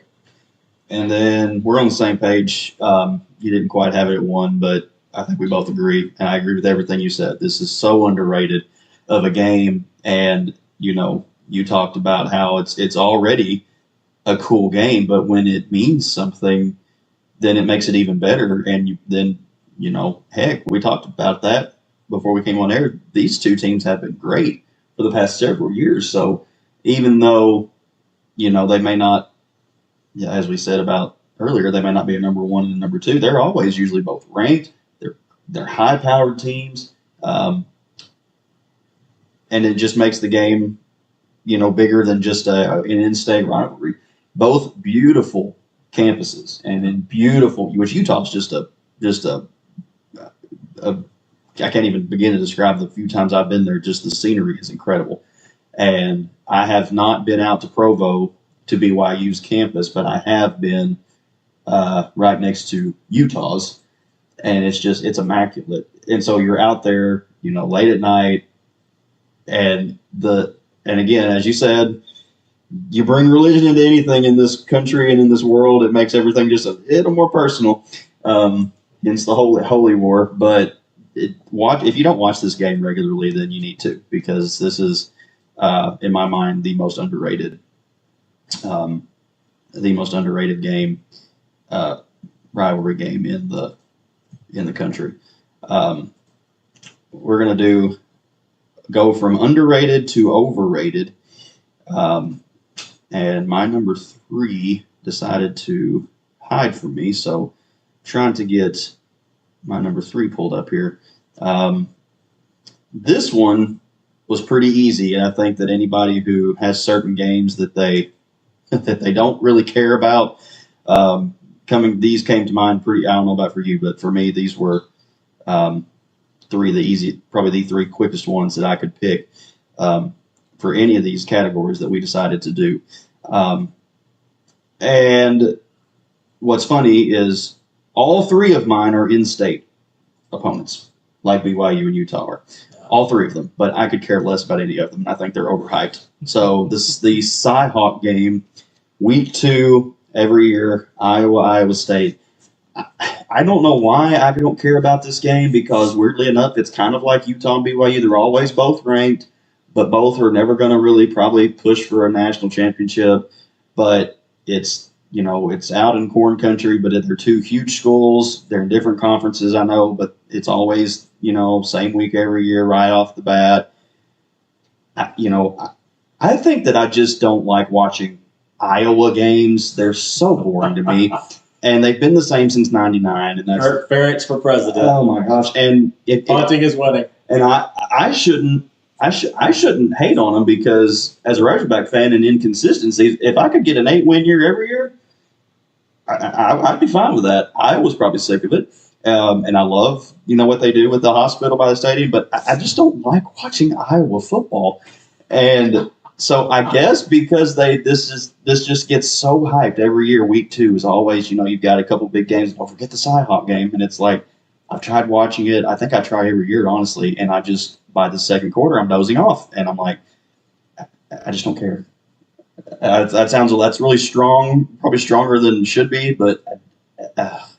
As a card-carrying member of the Kirk Ferentz Appreciation Club, fan club, I'm deeply hurt by your choice here, saying that I'm not really hating on him. It's boring. I'm not really hating on him. Ponting is winning, man. Ponting is winning. I mean, it wasn't that long ago when those Iowa fans basically just had T-shirts that said "punt" with the Iowa logo. So I mean, it's just I am offended by your thoughts here. And you know what? Now as someone who lived in this state for a little while, and I have no problems with the state of Iowa. You're offensive of your I have no special teams, man. I have no problems with the Iowa head coach. I have no problems with the state of Iowa, and I love corn on the cob. But I don't like this game. And now that Matt Campbell's gone from Iowa State, I really don't care. And out west, you've got UCLA, USC. This game, I think is way overhyped. It's the battle of LA. UCLA has sucked for so long now. This game means nothing. It literally means nothing. And you can't even fill up half of the Rose Bowl anymore. Anyway, and I don't even think when this game's at USC that they can probably fill it up for this game, because I even think USC people don't care because they know they're going to win by 30. And so that may change this year. UCLA is supposed to be a little bit better, but I for this game to always get pushed so much, and now it's like, oh, and it's cool because nobody wears a white jersey. They wear their red and their blue, and I'm like, that doesn't make me want to watch it any more than it already didn't before. Yeah. I just think there's nothing exciting about this game, and there hasn't been for a long time. But and then you move it now to the Big Ten. It's like, oh God. Yeah, and now it's a Big. Of Big Ten rivalries, it's got to be about the worst now because, other than maybe I don't know who Rutgers rival is, but do they have any? Yeah. Is anybody rival with Rutgers? The Bob, I don't know, but. It's just among all the Big Ten rivalries, if you could even call it the Big Ten, which I still think is dumb, it's worse, and who cares? It's two teams in the same city. It should mean something, but in football, whatever. And my number one, I'm coming down south as a Razorback fan. I'm going to the SEC, and somebody out there is thinking, oh, he said in-state, and someone's going, he better not say Texas A&M. I'm not that stupid of a fan. The Egg Bowl is the most overrated rivalry. And you said it before we came on air that the only reason people give a flip is because it's on Thanksgiving. Yeah, and it's not anymore, so nobody cares. And now it's not. And again, of all the games being played on that Friday now, or Saturday, whatever they play. So much more better ones. Yeah. And, a point you made is really true. How often are both of these teams good? Not very. Not very. And there's been years, it seems like only one ever is. The years that, and just more recently, that when Dak Prescott was at Mississippi State 10 years ago, Ole Miss was not good. Now, you're coming off the Lane Kiffin years. Mississippi State hadn't been relevant in at least 5 years. And, then when the only noteworthy thing that made you pay attention to the Egg Bowl in the last 10 years was when Ole Miss lost the game because the dude acted like a dog peeing on a fire hydrant. Yeah. That's the only noteworthy thing that's happened in this rivalry in the last 10 years, at least. The funniest thing about that is if you have not watched it, Google the Russian language feed of that game, because you will just laugh your head off for 5 minutes. The feed only lasted like 2 or whatever. But that play in Russian was just amazing. Those announcers were hilarious. Never had to think about looking up a game in Russian, but now I will. Yeah. And they're playing for an egg. The trophy doesn't look cool. Makes no sense. Why an egg? Or egg's more popular in Mississippi? I don't know. It's not a Thanksgiving, so who cares? It's not a Thanksgiving. If you're going to make it an egg for Thanksgiving, make it a deviled egg bowl. But I don't care I don't care about this game at all, and it's not as big of a deal as it's made out to be. So those are my 3, and looks like you're starting yours with an in-state game too. Yeah, a Bedlam. Who cares? We were talking about Ole Miss, Mississippi State. Who cares? In this game, literally, Oklahoma has won about 85-90% of the games. So the chance that Oklahoma State's basically 1 out of 10, they have had some great seasons at Stillwater. But even when they've had those great seasons, they get throttled by Oklahoma. This game is largely uncompetitive. It's just not a fun ball game. Unless you're in that state, do you even care that they don't play anymore? I doubt it. Do you even know that they don't play anymore? I doubt that too. So it's just not a good game. It's not a good series. I get that they want to play each other, or at least did, because they were in the same state. But it used to be a conference game too. Yeah, I did. So they didn't have no choice. But now they do, and I don't blame anybody for not playing it because it was just so uncompetitive most years. And, the one time that Oklahoma State would win, it was a big deal. And good for them. I had no problem with Oklahoma State as a school or whatever. But even under Gundy, who is their most successful head coach probably over a long period of time, the game rarely mattered. Yeah. And when they needed to win it, they got their tail kicked. So it's just so uncompetitive in the series. I don't even know that it's a rivalry other than it's got a nickname. Well, Gundy's gone now. He's no longer 40, so it's not, not something to care about. And I'm, when you put this game on here, I thought, okay, this makes sense that it would be a rivalry of the same state. And then I tried to sit there and think, okay, think of an Oklahoma State game that was, highlight reel. And one, maybe. I couldn't think of any. But I was like, well, there's a good point. Like, makes sense that it's a rivalry game, but it's like, what has ever happened? Now, this one might get some people as this being overrated. And I say this one, but your number one probably will too. But this one is currently not a rivalry game, It's not. It's not for a few years. Now, it'll be back, though. It's a good USC. Yeah, it's a cool story about riding the train and all that nonsense, 1930 or whatever. And they've played some great and important games, but that time is largely over. And both of those programs are historic. So you're not just a disgruntled Notre Dame fan who's been upset since the Bush push. No, I literally don't care. What about the shillelagh, the jewel shillelagh? Does nothing for you? Okay. Some people like the jewel shillelagh. The only thing about this rivalry is not. I really like Notre Dame's alma mater is the only one that I can remember part of. Okay. Because they do it right before the fight song, and so I can't even remember the ASU alma mater. They sing it every game. But historic. I can hum Fayetteville, but if you say what's the words, I might not be able to tell you. But yeah, it's just they're big programs, they're power programs. But this is a 1970s rivalry that's still being played at some point in the near future again. They need to play because they are rivals. They don't like each other. 2028, maybe? It's coming back soon, sometime in the next few years. But for the majority of the country, other than this lore of going back to football programs in the 60s or 70s, it doesn't matter. Who cares? And it's just it's not been.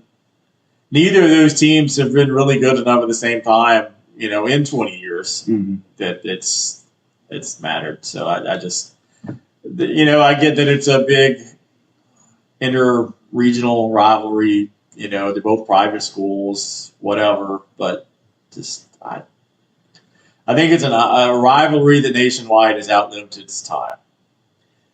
Now, you're number one. You've got some explaining to do. For a lot of people who, even if they're not a diehard of either of these teams, are going to probably think, how the heck is this game overrated? So, because that's all those people talk about. It's like, for years, basically, I guess you can throw Penn State in some years. These were your only programs that had a chance to be good, a chance to be nationally relevant. It's no longer the case right now. But for the longest time, they were. 20, 30 years, maybe longer, and just the amount of time people spent talking about it. Well, if every other team in your conference stinks, you're just basically hanging your hat on this one game.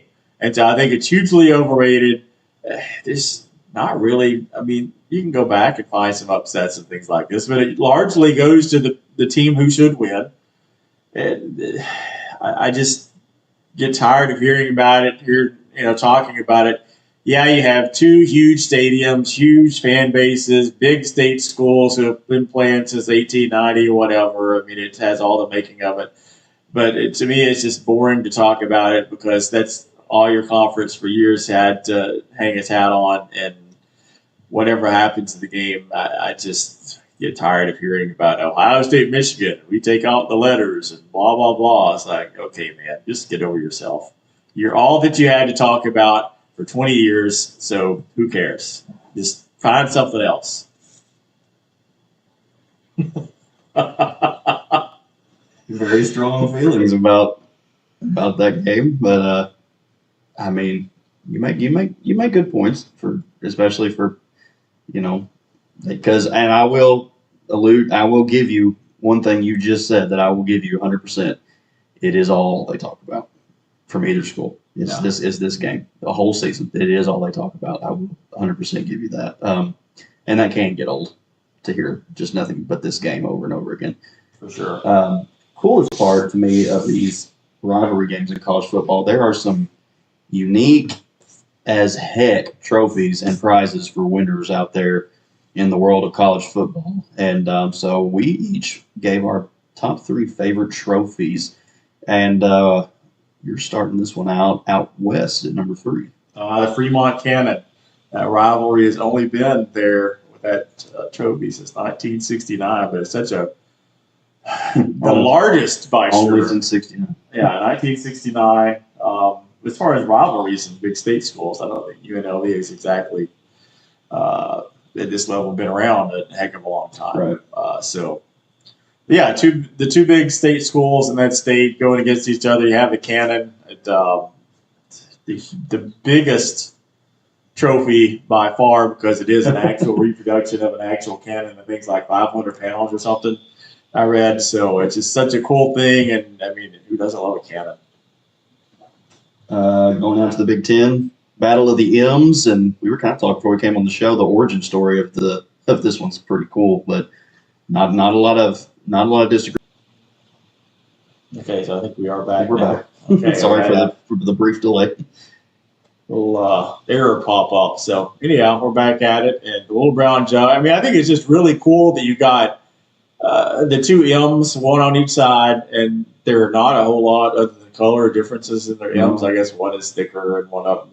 The Minnesota has the little bars at the top, whatever you call those. I'm not a letter expert, a grammar, a font expert. There's too many of them these days anyway. So yeah. It's just a cool story, and yeah, Minnesota doesn't win a whole awful lot, but it's a cool as crap trophy. Just look it up if you want to see a better picture. I do love my only Minnesota take. I'm a big fan of PJ Fleck. I do like PJ Fleck. See, I was a Jerry Kill guy. Okay, I did like him too. Very good, and hate the health problems he's had, but yeah, I did. I think he was most. One time we'll go into underrated coaches, and Jerry Kill, I think, is fair enough. Pretty much the top of that list. And probably not many disagreements on your number 1 either. Yeah, Paul Bunyan's axe is legendary. I mean, it's an axe. Do you really need any more explanation than that? And we talked about the picture a little before we went on air. I mean, look at that, holding it up in the snow at night. Yeah. Up in the northern part of the country. That's like an iconic shot. Like, yeah, I mean, there's cool. 2 neighboring states. The big school programs in those states been playing each other for a really long time, and gosh, it's an axe. It's just such a cool it's thing. It's a huge axe. It's not a little axe for your aim. Lord, you can see that guy's arm. I mean, that thing is probably 6 foot long. I would be pressed anywhere in the world, any trophy, any rivalry trophy for any sport, anything. Find me one cooler than Paul Bunyan's axe. Well, I guess you may have one.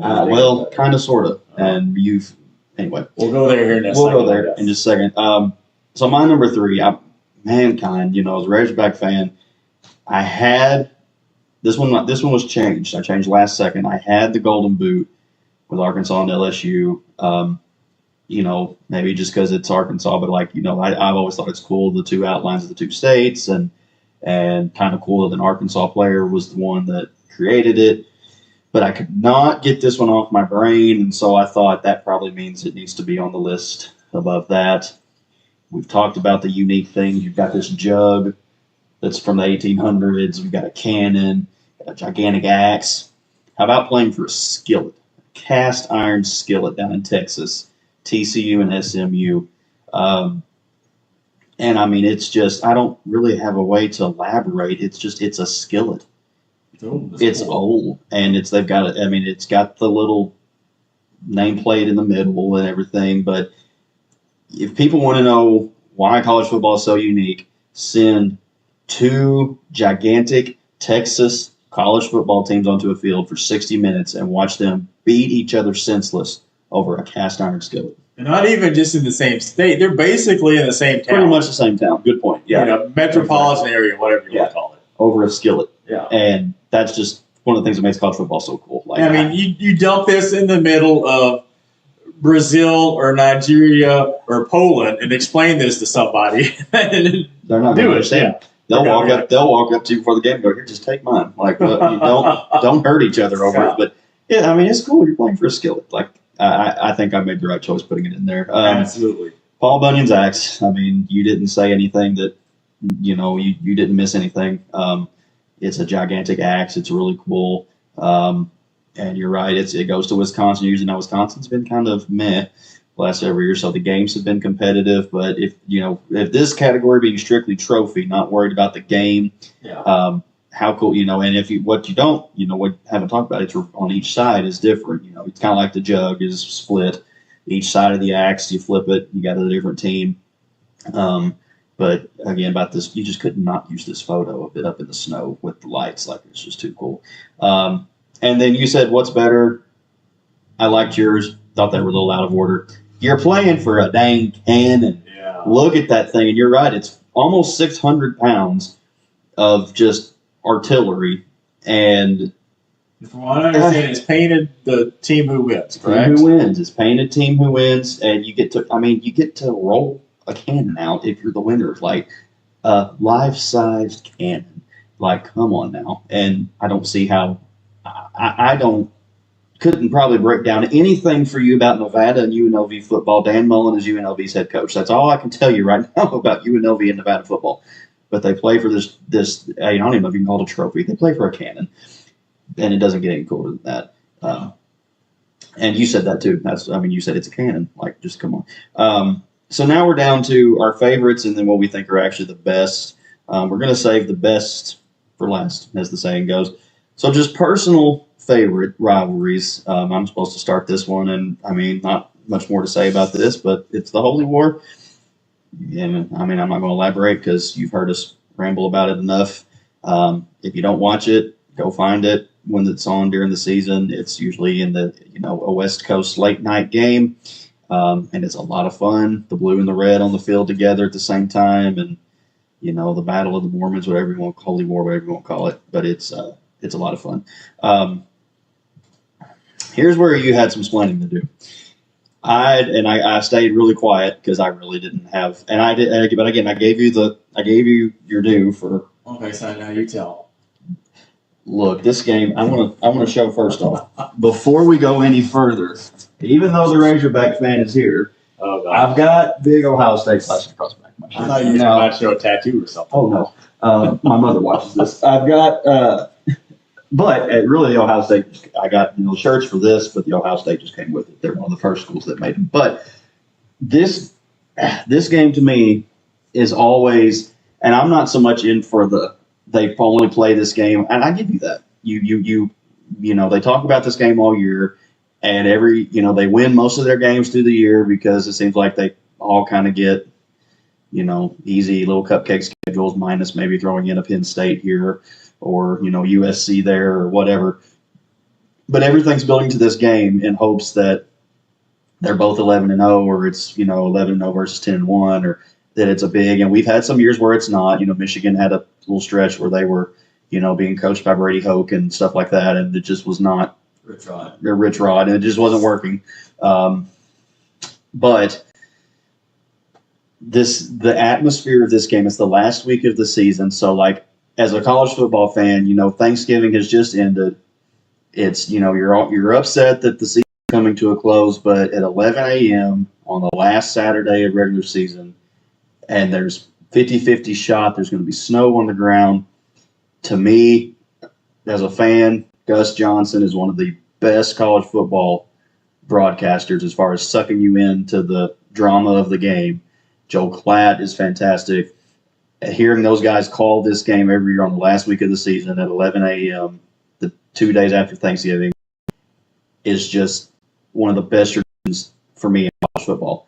And, one of the things that you said about the game, almost in a sense of why it's not good, is, your whole season is kind of built around one game. But I think that's what makes it good. Is I think that you wait all year, and these guys have ran their mouths all year, and now they both have to go out there and put their money where their mouth is. And the past couple of years, we've seen all dang near all out brawls in this game, flag planted, and I'm all about the drama when I'm watching it. So like that's the kind of stuff that sucks me in. I love this game. I love Michigan and Ohio State. So. Some people may be overrated, and that's fine. To each your own. But I sit every year and I watch this game from beginning to the end. I don't care if it's a 43-point game or a 3-point game, because it's just the drama is just always that good. And now you've got Mom having to bring Whittingham. Thank you. I had Kyle, but I couldn't think of the W. You have Whittingham coaching this game now, and again, it's one of those cases like we talked about West Virginia and Pitt from 07. If one of the teams having a great year and the other one's not, usually it's Ohio State having a great year, Michigan not. This is a chance for them to ruin everything for the other team. And, both huge stadiums, like you said. I love the game. And so that's my rebuttal to the overrated case for Michigan and Ohio State. But I keep it close to home. For number one. If it's all about personal favorites, it's Arkansas LSU for me, and it's just because it's just when you're a huge Razorback fan, this is the one game every year you want to win. You don't care what kind of a year you're having. LSU's had a few years where they've not been great. Brian Kelly, Les Miles had a few years where they weren't that good, and the end of Ed O's run, whatever. So there's always some years where it's like, man, game doesn't mean that much because some years both teams aren't ranked, but the feeling of beating teams through the year as a fan is you always love a win. But every year when you win this game, it just feels that much better. One of my earliest memories watching Razorback football, I think I was 5 the year that Matt Jones threw it to the corner and Paul Eels shouted touchdown Arkansas when they beat one of the top-ranked LSU teams in the country. I think it was 03 or 04. And I can remember watching that game to this day. I remember when we went to Baton Rouge and beat them in triple overtime when they were the number one team in the country. And again, one of those games where we ruined their year because we rolled down to Baton Rouge and won a game we shouldn't have won in 3 overtimes on the road, thanks to Darren McFadden and a bunch of other guys. So as a diehard Razorback fan, that's why this is my number one favorite. And I'm so glad this year this game is back to the last week of the season. It was so weird not playing this game these past several years, playing Missouri at the end of the year. Just was wrong, didn't feel right, hated playing these guys in October, just made no sense. So glad this game is Thanksgiving week again. And that's pretty much it. As a Razorback fan, that's got to be my number one. So I'm interested to hear, you talk a little bit about a few of these just because they're good games. I just want to know kind of why they're some of your favorites. So you go down to Georgia here for number 3. Yeah, plain old-fashioned hate. And I kind of got sucked into this game when Paul Johnson was the head coach at Georgia Tech.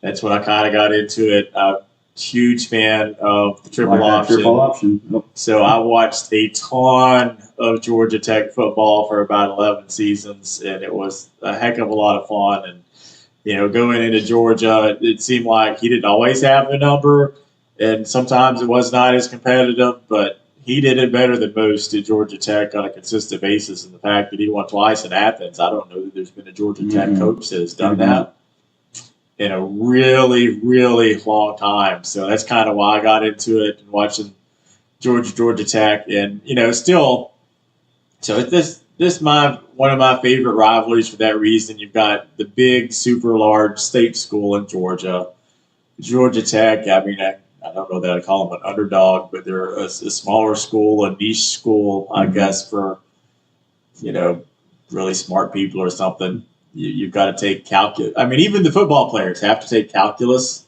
and pass it. I actually did know that. It's a unique rivalry in that, say, well, you're in Atlanta. You're in Atlanta. You should have you should have some advantages, but the kind of school that Georgia Tech is, you really don't, because I don't know if you call yourself the Stanford of the South, whatever you want to call yourself. It's for really smart people, and even the football players have to take those smart people courses. I could not do that personally. No. So, you're trying to do that and compete at the division, the major college level in the ACC, and the Georgia Tech had some really successful years, and so you got this kind of underdog thing, and Georgia wins most of the time. Sometimes it's not quite as competitive, but it's a fun rival. And I kind of like the plucky underdog. That's the kind of thing that I'm into as well. It's like the the people at Georgia, they kind of stick their noses up in the air at Georgia Tech. Oh, you're the Yankees, the academics, the whatever. But just that underdog, and then Georgia Tech goes out there and beats them. And I mean, gosh, the game was it last year, a couple years ago. It was just so much fun that it would never seem to end. And so you produce a lot of cool moments. And then there's a couple of wins that Paul Johnson had in Athens, that 30-24 win in overtime was just, if you go back and watch a couple of those, it was just completely wild. It was the first overtime game in that series, and just a lot of fun. Those people don't like each other, even though they're in the same state. And you and my dad get along so well. I grew up watching so much Georgia Tech, Navy, just all the triple option. My dad could not get enough of it. Because he loved it so much as a kid, I'd sit down, play college football in a video game, try to run some triple option.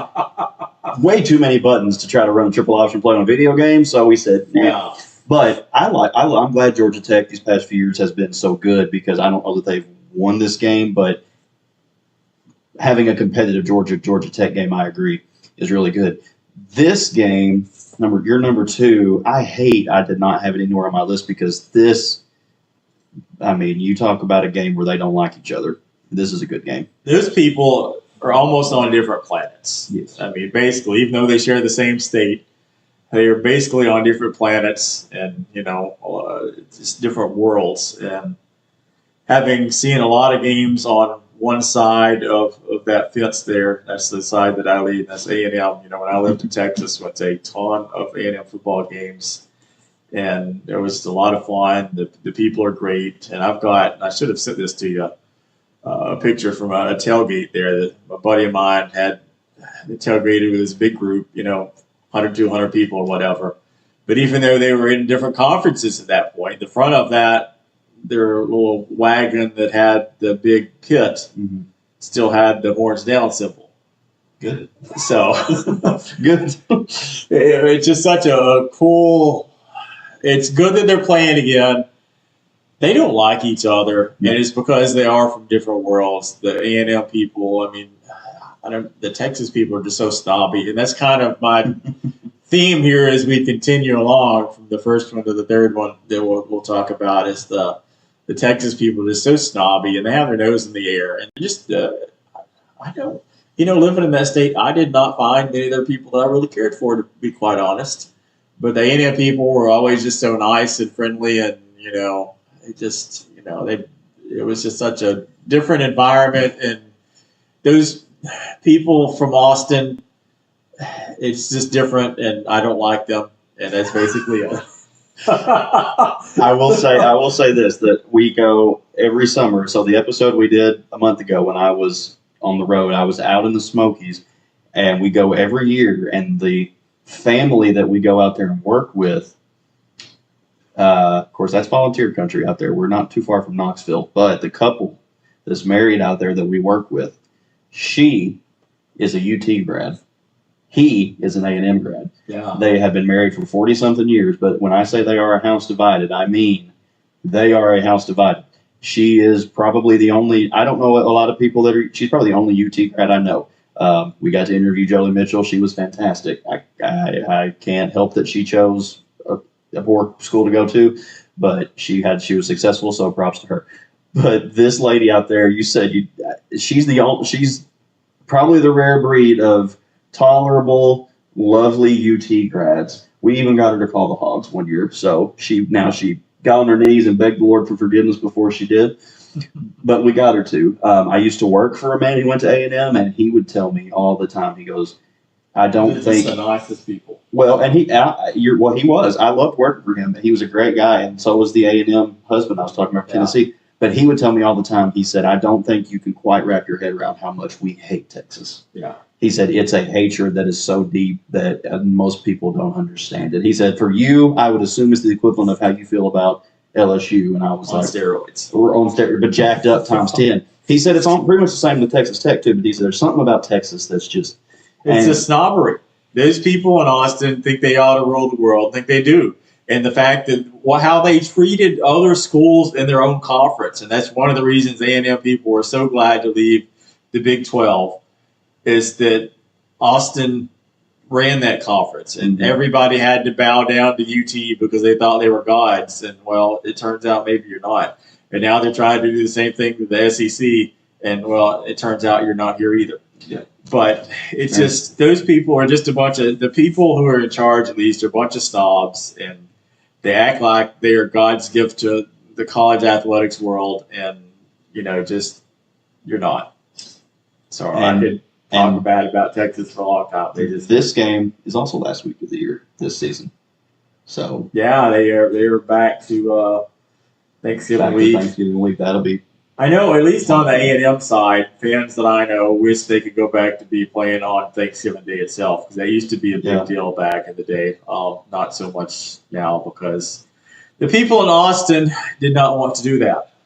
So, and that game this season is at College Station. Yeah, so because last year it was in Austin. 12th man will be alive and well. Yeah, this will be the third year that it's back, because it was in A&M the first year, and then last year at Austin. So yeah, it's just a lot of those people are just on different planets. They don't like each other, and it's just a different war, especially in that one little area, because College Station and Austin are not that far apart. No, not really. It's like an hour and a half, 2 hours, basically. And for a big state like Texas, that might as well be right down the road. Yeah, so, exactly. Let's give you plenty of time for number one, because this one obviously is going to be close to home. We talked about this game a little bit last week.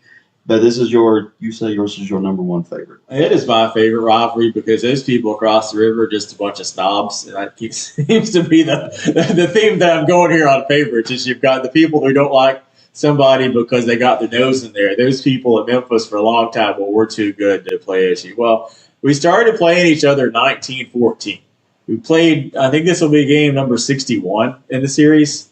I think they are our first or second. We are each other's first or second most played game. So this is not some kind of, blah, blah, blah. It's just, I know we started in 1914. We've been playing a long dang time on and off. So this year we'll start another 4-year cycle where the game is on in Memphis, and then the next year in Jonesboro, and then it, cycles back. So hopefully they continue, but just a lot of weird things in this game. I mean, we talked about last year, the 2006 game with Hail Mary, the 2007 game where ASU was down 31-6. Somewhere in that period, I don't remember the exact year, was the Lightning game where the game got suspended in the middle of the game, and Memphis had to come back to Jonesboro and pick it back up, and they were not happy. That was when Tommy West was the coach at Memphis, and he made his feelings very strong about Was the that. photo we talked about last week, was that Memphis? That was Memphis as well. I should have pulled that up because you sent that to me. I should have had that up here, the graphic you were talking about. Yeah, there's a game, and it was in 1987. I knew it was in the 80s, but the infamous fifth down game where ASU was beating Memphis, and Memphis had the ball first and goal. ASU stopped them 4 times, and the officials miscounted downs and gave Memphis the fifth down, and thankfully ASU was able to stop them again. But yeah, you got that infamous picture of Larry Lacewell basically on the ground there pleading with the official. I mean, he just looked exasperated. Tim Keene, the defensive coordinator, back behind him. It just, the official was just kind of standing there. So just a lot of wild, crazy games, even when the teams aren't good. I mean, one of Butch Jones, I can't remember, it was his first or second year, we hosted Memphis. And Memphis had a big lead there at the end. ASU made it close. They ended up 55-50. So just a lot of weird, wild things have happened in that series over the years that makes it interesting. Yeah. Those are just a few of the things that pop off the top of my head. But 70 miles apart, basically, those two schools. They should play each other every year. And the only reason sometimes they don't is the people at Memphis think they're too good. They're not.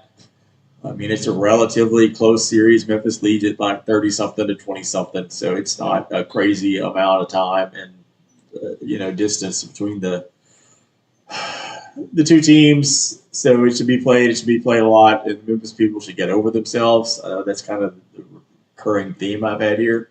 You're not as important, as big as you think you are.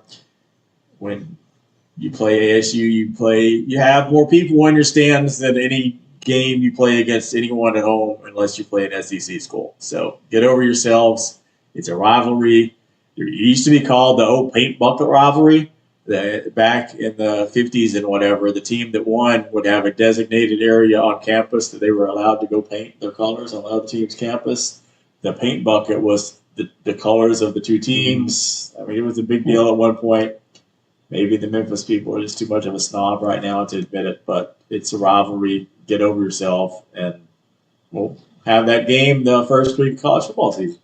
I'm not saying that we have a ton of viewers from Austin and Memphis, but if we did, we probably just lost them all in the last 20 minutes. And I stand by everything I said. Oh, I'm not telling you to back down from what you said, but the strong feelings are alive and well. Yeah, I don't like snobs, and they're it. All right. You people in Athens, too. Throw them in there. Don't want to forget them. All right. We will, all right, so we're down to our last one here. These are the best, what you and I think are the best of the best, above even our favorites. And I had this one as underrated, and man, you just went right on ahead and threw it in as one of the best, and that's the Battle of the Ravine. Oh, it's definitely going to be one of the top rivalries in the country, right across the road from each other. You know, they used to put, Henderson people used to put paint or something in the Ouachita water fountain and all that kind of stuff. You can do all kinds of shenanigans. I think they mostly stopped that for now. But yeah, you're across the road from each other. You're in the same town. Just you walk to each other's stadium. Basically, the away team dresses in their own locker room and walks across. Mm-hmm. There's just too many cool things about that series for it not to be one of the best in college football.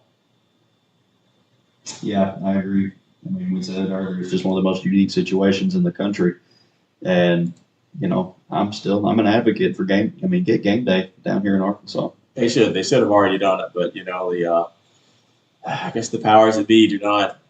They keep picking the same schools again and again and again. It's like, come on, man, just show something that's unique and people will enjoy. They did face a lot of flack this past year. So go to Arkadelphia. Go to Arkadelphia. Anyone proud to be an American will not question this one. Army Navy. It's just such a fun thing. I do wonder how long with the playoff, the calendar, how long it will get to be its own standalone game, basically, on the last part of the season. First week of December, usually. Yeah, especially if one of those teams are in contention. Our background went away. But, it's just a great historic thing. You got the all the troops marching in, and it's just literally. Yeah, literally. And it's played in a lot of fun locations, not a lot of times on campus, but like Philadelphia, some of the pro stadiums and things like that. So it gets a unique flavor. A lot of people get to watch it, and it's just a cool atmosphere. It's unique among probably any sport in college, anything. So it's just such a cool, patriotic thing. There's not many better than Army Navy. And I fully expected, just because Mr. Sunbelt, Mr. Mid-Major, figured you'd have something for some reason that would be some more, not unknown, but untraditional. A little more untraditional. I was just expected that to be what you would pick as the best, but man, you went full SEC and went the Iron Bowl with Bama and Auburn as the best rivalry in college football. I just don't think it gets better than those two. I mean, those people literally hate each other. They have had some of the best games. I will give you that. Some great games, some great finishes. I mean, history, tradition, all that stuff they say on the commercial. Mm-hmm. That game is it, and it matters a lot. And for me, they're not as annoying as their Big Ten brethren. That kind of puts that in there to me. why they're it. I mean, literally, the people in Big Ten, the Michigan, Ohio State in comparison, they talk a lot of talk. But these people poison each other's trees. Touche. Does it get any bigger than that? And the answer is no. And then they call a talk show to talk about it. I mean, to me, the history, the tradition, the stuff like that, it matters more than any rivalry in the country, I believe, and that's why it's the best. Well, and you poison the trees, and if you're Auburn, if you don't win, you don't have a job. Winning this game is what keeps you employed. I can't knock it. It's not on my top three, but it's always a must watch. And again, we've seen some really good Bama teams most years that are probably statistically on paper better than Auburn, but this is one of those games where you go in this game and you might as well not even put the records on the TV. It doesn't matter because you're going to get the best out of both of these teams in this game.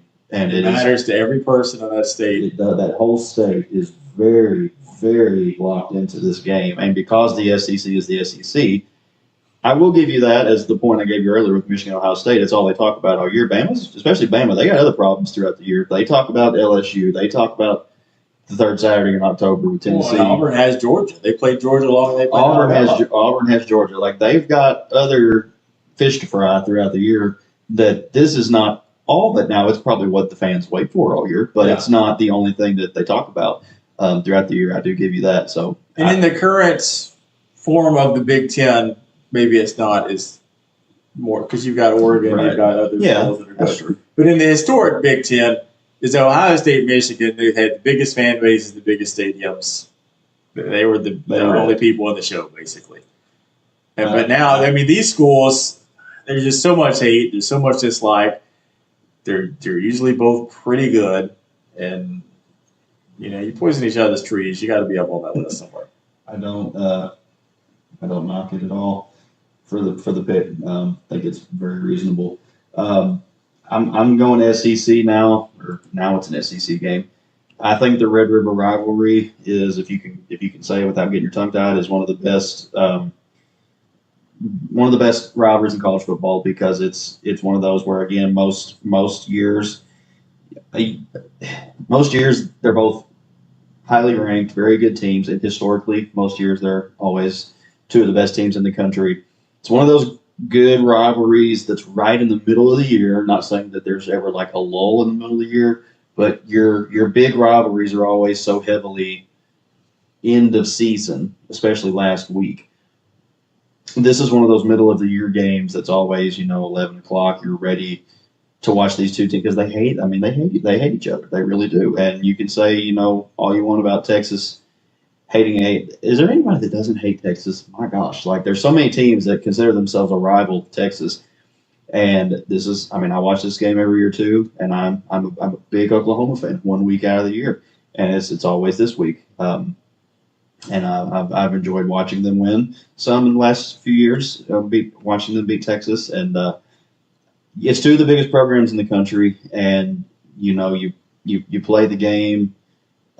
You play the game neutrally, and put it on the campuses. It might make it. That's one of those weird, oddball occasions where I'm okay with it being off campus because it's historic for being neutral where it is, and so I like it being that. Because they weren't always in the same conference, right? And so I like it that they don't play on campus. I like that it's its own thing because you got some red, you got some orange, and it's all just kind of scattered, and it's basically half the stadium divided. Exactly, and it makes the atmosphere more unique. But you're not filling in a NFL thousands upon thousands indoor dome stadium. It's an old school college football vibe of a neutral location. Right, in the Texas State Fair. Yeah, exactly. And I don't know. I like it because of when it is. I like it because it's such a deep tradition. You're out in the Wild West, and you get to win a cool gold hat too. And so, didn't make our top three, but it's not the worst prize to get. I love the Red River rivalry, and I think it's one of the best. We clearly don't agree on this one, but this is, I said it, everything I said earlier, I'm just going to stand by it. It's when it's played. I'm okay with the fact that it's about all they talk about all year because usually, more times than not, it's two of the best teams. Now that it's on Fox with Gus Johnson calling the game, it just makes it that much better. Snowing half the time. If you want to know how I feel or how John feels, you can just rewind and watch it back there. But Michigan, Ohio State, hands down, one of the best games in college football. And to me, Army-Navy's the best. This is not ever going to be two powerhouses of football, but this is one of those games that's kind of bigger than football. It's just it's got its own standalone week, and like you said, I'm trying to talk about the fact that may change one day. I don't want to think about that being a potential, but it's just right before bowl season, right after things, you get this game, you get all the servicemen and women, and those teams go out there and they play hard, competitive, tough football, but no one's out there obviously trying to, actually kill each other or get into brawls and fistfights and stuff, because it's about more than football. And there have been a lot of years where both these teams are 3-4 win teams, but we've had some years where they've both been 7-8 win teams, and it's good. Yeah. They're good football teams. And, for a lot of years, there's a ton of triple option in these games, and they're really fun to watch. And, when the games are over, both fight songs, every player on the field, you might be Army, you might be Navy, we're all America, and it's really cool. To me, doesn't get any better than Army and Navy. It's just it's so unique in such a different kind of way than any of these other games. So that's cool. We've got, if you have a different opinion than us, or you know something that we're leaving out, leave in the comments. I'm sure there's something that we didn't mention, a rivalry that some might consider better than what we had. So be sure you get down there and leave it in the comments. And we're going to take our last break here from our sponsors, and we'll come back, wrap it up with Love It or Leave It and Animal Takes, and then we'll be on our way. So stick around, and we'll be right back here on Lake Area Sports, Lake Area Takes. Are you a sports card collector? Then make your next stop Stan's Sports Cards in Greenbrier. Whether you're chasing vintage legends or today's hottest rookies, Stan's Sports Cards has something for every sports fan. Browse an incredible selection of sports cards, jerseys, memorabilia, and collectibles from your favorite teams and players. Looking to sell? Stan's Sports Cards is actively buying vintage and modern sports cards. Turn those cards sitting in a box into cash today. Visit Stan's Sports Cards at 26 South Broadview, Highway 65, in Greenbrier, open Tuesdays through Fridays from 10 a.m. to 6 p.m. and Saturdays from 9 a.m. to 3 p.m. Discover Little Red at Indian Hills, where good food, great views, and Arkansas hospitality come together in Fairfield Bay. Enjoy lunch or dinner with comfortable indoor seating, a relaxing outdoor patio, and barbecue available Thursday through Saturday. From golfers fresh off the course to locals and visitors alike, Little Red is the place to gather, eat well, and unwind. Little Red at Indian Hills. Good food, great views, and a Fairfield Bay favorite. Looking for farm fresh beef for your family? Blacktop Cowboy Cattle Company has you covered. Choose from a whole, half, or a quarter beef, or purchase individual packaged cuts. Our cattle are locally raised, and your beef is processed at a trusted local facility for quality you can taste. Best of all, your order is picked up and hand-delivered locally right to your door by Eddie Whitehurst. Call Blacktop Cowboy Cattle Company today and put farm-raised beef on your family's table. Ready for your next beach getaway? Discover the perfect vacation with Willock Condo Rentals. Enjoy beautiful beachfront condos in Navarre Beach and Panama City Beach, Florida. When you book directly with the owner, you'll pay no service fees, saving more money for fun in the sun. For over 15 years, Willock Condo Rentals has helped families create unforgettable beach memories with comfortable accommodations and breathtaking Gulf views. Start planning your next vacation today. Contact Willock Condo Rentals and experience the beach the way it was meant to be. Hungry? We've got you covered. Welcome to Bentley's Restaurant, Greer's Ferry's largest restaurant. Join us for breakfast and lunch every Tuesday and Wednesday, then come back Thursday through Saturday for breakfast, lunch, and dinner. From homemade omelets and our Saturday breakfast buffet to fresh salads, daily lunch specials, and hand-cut ribeyes cut as big as you want them, there's something for everyone. Friday and Saturday nights are legendary with our seafood buffet featuring jumbo peel and eat shrimp, catfish, crawfish, and all your favorites. Plus, don't miss our delicious prime rib on Saturday nights and our crab leg dinner every Friday and Saturday. Whether you're joining us for breakfast, lunch, or dinner, you'll always find great food, generous portions, and friendly service. Bentley's Restaurant in Greer's Ferry. Come hungry, bring your friends, and make every meal one to remember.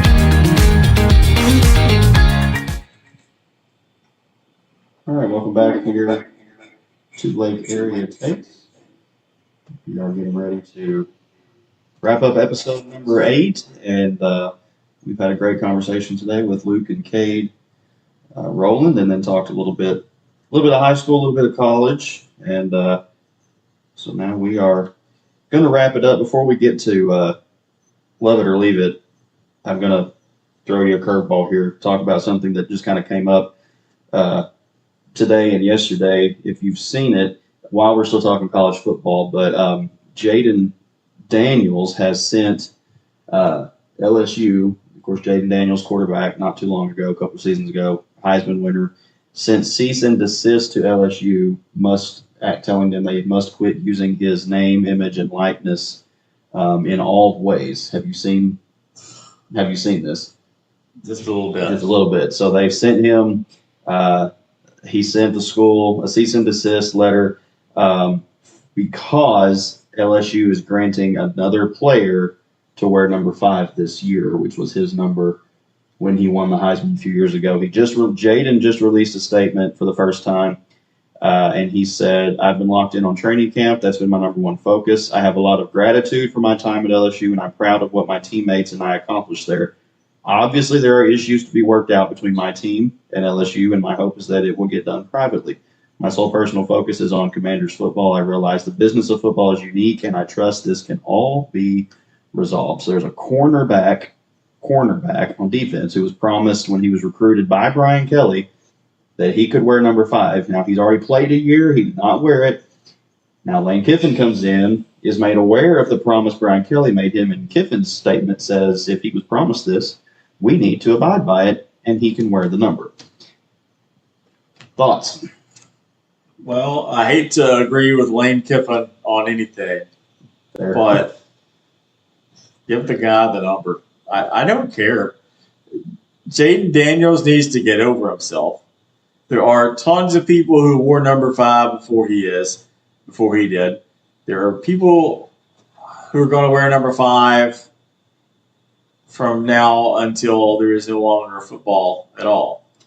There are only 99 numbers, I guess 100 if you count 0, that you can use. You've got so many people on a football team. You need to kind of have just about every available number, because now they even use duplicates. If you've got a defensive guy who is 7, then you can have an offensive guy who's 7, but they can't be on the field at the same time and all that mess. So it doesn't make any sense for me to him to complain now. Just, you are not the only 5 in existence. I know you did. You did great things for LSU, blah, blah, blah. But concentrate on your pro career, and who gives 2 craps what LSU is doing now as far as using the number. It's just ridiculous. This is even a conversation. But that is most of college football right now. Everything is ridiculous. So it just doesn't make any sense that he's making an issue of this now. And just concentrate on what you're doing. Who cares what LSU is doing with number 5? And, we may have in the next 15 years, 15 different people wear that same number. You are not the God's gift to number 5. Yeah, I think the fact that he won a Heisman. He had great success, like you said, but he's only been gone for 2 or 3 years, and the fact that he just fully expects them to never give that number to another player again is Babe Ruth. So far beyond ridiculous. How many? Heck, I don't even have to go that far back. Your number will never be retired or honored at LSU before Joe Burrow. Yeah. That's just recent. There are other LSU quarterbacks who have made an impact as well. The fact and the statement was that he made a verbal agreement when he left. He asked LSU to please not allow anybody else to wear his number, and in his words, he thought they had a verbal agreement on that. And I'm with you. I don't knock Lane Kiffin one bit. If I come into a new situation and a player that I did not recruit is there, and I get wind of the fact that I was promised, because those verbal promises recruiting college football players are huge. Yeah. Someone told me I can wear number 5 when I get there. Give the kid number 5. Jaden Daniels is not here, and not everybody is Shadur Sanders and Travis Hunter and get your number retired 1 year after you leave. You can still, Jaden Daniels is probably still going to get honored one day. He's a Heisman Trophy winner for the school. It's been 3 years, kid. He's 22, 23 years old. And so he sends a cease and desist to the school. I just think that's the most ridiculous thing I've ever heard. Yeah. I'm with you. Suck it up. Get over it. Let the kid wear number 5. Hats off to Lane Kiffin for just saying no. Just the kid can wear the number. And yeah, I hope it gets worked out privately because for me, I'm not like a Jaden Daniels fan or anything, but this is embarrassing on his part. Yeah, and one of the few times I will ever take Lane Kiffin's side on anything. Yeah. All right. That was kind of just spur of the moment because it's still happening past 24 hours. Love it or leave it for this week. Tonight in baseball is one of the coolest nights of the year. It's the Field of Dreams game. There you go. Minnesota Twins. The other team is slipping my mind. It's the Reds. Philly. Philadelphia and Minnesota playing the Field of Dreams game tonight. I just had a picture of someone's bat tonight, and it has corn design around the bat. Is the Field of Dreams, love it or leave it, that the Field of Dreams is the best thing right now about Major League Baseball? By far, 110%. It is the coolest thing. It's the thing that everybody wants. The only thing that stinks about it now is you got to watch it on Netflix. It's not an over-the-air game. You can't pick it up easily, so you got to subscribe to Netflix. But even that doesn't dampen the mood. It's the coolest thing. They have an actual a stadium in place now. They built it, the facilities to be able to host this game or games similar to it every year. Major League, minor league have some big tournaments there, and it's just that location, the aura of it, the corn. I mean, everything is just such a neat deal about it, and I don't think there's anything that Major League Baseball could do that's better than this, and I just hope they don't screw it up.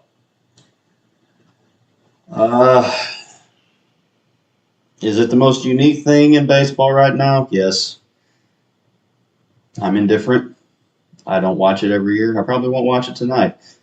There's preseason football on, and okay, there's baseball tonight. The Dodgers and the Brewers are the two best teams in baseball, and they play late tonight. That's the game I'm going to watch. Probably not going to watch the Field of Dreams. I never have. I'm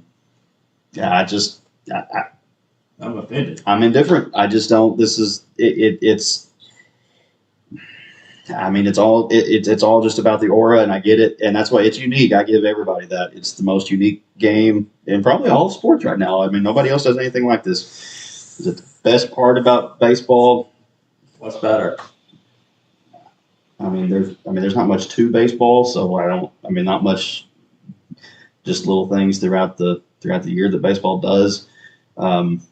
If the NBA decided to play one game a year at in the Hoosier gym, then to me that would be the equivalent, and maybe that would be the best thing about the NBA. But I don't know. I'm not knocking it one bit. I mean, it is the. It sounds hostile from your part. No. I'm not hostile towards it. I'm not saying they need to get rid of it. I mean, it's cool, and it gets a lot of people watching. And you're right. I mean, you have to be able to watch it on. It's a big moneymaker, I'm sure, for Netflix, and it's the only baseball game played in that time slot. They allot that prime time spot to the Field of Dreams game. But like I said, for me right now, I mean, two best teams in baseball play after that. I'll probably turn that game on. But am I going to watch this at 6 o'clock, 7 o'clock tonight? I don't plan on it. Yeah, and there is this will air while the game is on, and there is a threat of bad weather there, so hopefully they're able to get it out. Yeah. I hope they do, but I'm indifferent. I neither love it nor leave it, I guess. This one made me laugh. If you cheat in the Little League World Series, love it or leave it that cheating in the Little League World Series is a sports sin. I love that take. I think that couldn't have been worded any better. There's illegal stuff that people do in sports all the time, but my gosh, when it involves the kids, get it out of here. I mean, I hate it in all levels. We cover high school sports. We see it all the time. I hate it when adults ruin things for kids. And that goes from Little League and Pee Wee kids all the way to teenagers. I just play by the dang rules and keep it out of Little League. Like, my goodness. And I mean, the team that cheated is getting off pretty darn good for what happened. So, yes, love it. Cheating in the Little League World Series is one of the biggest sins in sports. Yeah, the fact that the people from, Tulsa got a judge involved to be able to try to keep playing, and the team from Bernie, Texas basically said, no, we're done. Yep. So good for the people from Bernie. That said it doesn't matter what some silly judge says. We ain't playing anymore. The cheating is over with. I mean, don't be those teams. Don't be. It's just come on. It's youth sports. You ought to stand up for the values and teach these kids things for the long term. And maybe at some point somebody makes a mistake, whatever. But you got to know that if you're not in that locale, usually it's an age thing. But this seems to be a geographic area thing. If you're not in that locale, you can't play with the team. Somebody knows that. Don't do it.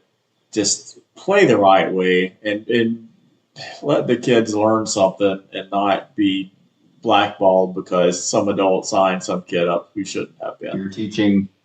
These kids look to you as a leader. You are a teacher to them. What kind of role models? And that's a poor example to teach these kids that, hey, we almost got away with it. Like, what if one of these kids is going to become a coach one day, and they're going to remember that, hopefully, in a way that teaches them to not do it. But you don't know that that's the way they're going to take it. So, and bringing the judge in, that was just ridiculous. That made it even 10 times worse. It's like, well, we'll try to money whip our way. It's like, no. Big sin. I think, yeah, I agree too. Love it or leave it that the NBA should get rid of the slam dunk contest.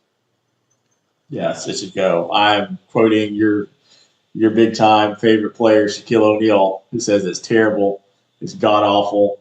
It's the good players don't even participate in it. So if the good players aren't participating in it, why even have it? I mean, the amount of dunks that people miss, you don't even make a dunk. It's just ridiculous. It's bad. It's outlived its time. If the star players aren't going to participate in it, if you can't name half the people in it, why have it? It's outlived its course. Come up with something else that may be more fun. It's got to go. Great take. Thank you, Shaquille O'Neal. Thank you, Shaquille O'Neal. Yeah, I normally don't ever disagree with anything Shaquille O'Neal says. I'm sure I would. I've never heard him. I mean, I've not heard everything he's ever said. Well, this was within the last week, I think. Yeah, and it's pretty recent. I'm trying to figure out what year for what my take that I'm about to have here. If you had asked me this 10 years ago, or just over 10 years ago, Zach LaVine and Aaron Gordon had one of the best dunk contests ever. Went many extra rounds, and it's the only time I have ever wanted to curse out Shaquille O'Neal. He's the reason it ended. These two were putting up 50 after 50, pulling dunks out of their ears that no one had ever seen. And they were doing it, no misses, doing it first attempts. It was a dunk contest that would never end. It was an extra rounds. They just kept getting 50s. And then homeboy goes up and makes another crazy dunk. 4 10s and a 9, with Shaq giving the 9, and everyone just staring at him like, are you insane? Not because he ended it, but because of the quality of the dunk that just happened, and he gave it a 9. If you'd asked me that question when those were the dunk contests that were going on pretty recently, I would say no. Why would you ever? But since then, as you said, nobody of any kind of star power hardly in any way participates in this anymore. Have there been some good dunks? Yes, but I've watched them on highlights because I don't watch it live anymore. So should it go? Yeah, probably is time. If you can't get anybody better to do it than you used to could, Michael Jordan did it. Kobe Bryant did it. That's what people watched. Vince Carter. Spud Webb was the little guy getting for Vince Carter made it popular. I mean, and you don't have anybody that caliber anymore participating. So I kind of surprised myself when I thought about that one. But yeah, let's just go ahead and move on from the dunk contest. Is Bill love it or leave it that the Bill Belichick hire at North Carolina is the worst hire ever? For North Carolina. For North Carolina, yes. I'm going to go with yes. I love that.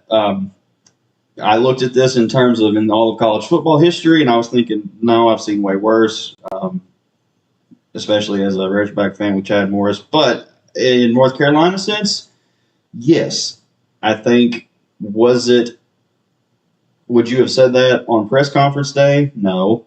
Was it an odd pairing on press conference day? Yes. After watching 1 year of it, it's just a disaster. And I have zero expectations for it to get better I don't feel like there's any chance it gets better. I feel like we're going to watch them week 1 overseas and be like, this has not improved at all. That's just an expectation I have. Maybe I'm wrong. I hope I'm wrong for the sake of North Carolina, not necessarily Belichick. I mean, he's won it all. Like, I didn't really understand the hire anyway. It was odd.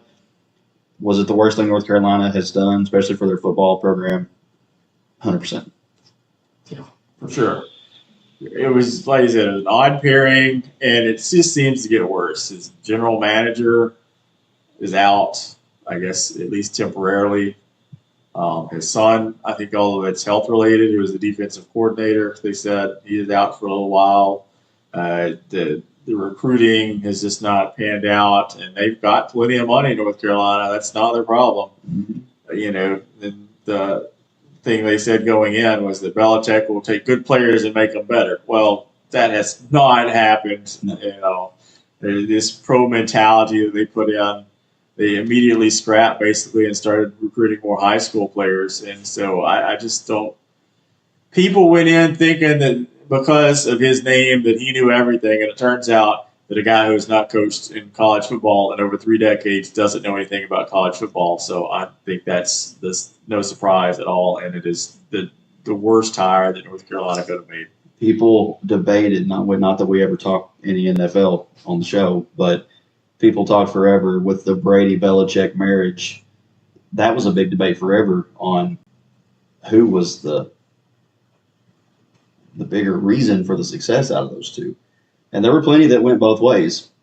Okay, now we've seen Tom leave New England and still win a Super Bowl. We've seen Belichick coach somewhere else besides New England since then, and this is what happens. So to me, that answered the question. Did you see in the Pro Football Hall of Fame, did you see what Adam Vinatieri get inducted and what he said? I did not. So Vinatieri, most people, for those who know, was the kicker for New England and then went to Indianapolis, one of the best, maybe the best kicker ever in pro football. He won New England a few Super Bowls back-to-back, last-second walk-offs. I'm pretty sure that the one Indianapolis won with Peyton Manning, I'm pretty sure by that point he was already on the Colts. So he's got multiple rings. Earned his spot in the Hall of Fame. He was thanking his coaches, thanking his teammates, and he got to the point where he went to thank Belichick. And he said, unfortunately, Coach Belichick is not here today. He is out somewhere judging his girlfriend's cheerleading contest. So got a big laugh from the fans, but I think it was all in good taste. I'm pretty sure they're on good terms, but this just everything about it's odd. And it's just been a drama-filled machine, and if you can handle that if you're winning games, but he is not, and I think it will end badly. Yep. And last one for this week, love it or leave it, that Major League Baseball should ban the artificial turf on the fields. Yes, no questions asked. And this isn't even the bad artificial turf of the 80s. But, yeah, you can't grow grass. I mean, you've got all these millions of dollars budgets. Use grass, make it fair for everybody, and turf is bad. Yeah, I agree. I don't have much more to elaborate. Maybe one of the few things in baseball we agree on. Get the artificial turf, and like you said, it's better than it maybe once was even, but it still don't matter. Just it needs to go, and find a better place to play if you can't grow good grass, like you said. I mean, you can't break this down in very many ways. So yes, 100% love it that artificial turf should not be allowed. All right, so this week in Animal Takes. Before we watch this, have you seen the animal experience from Arkansas that's made all the news the past few days? I guess I have not. I'm behind the time. From down in Maumelle.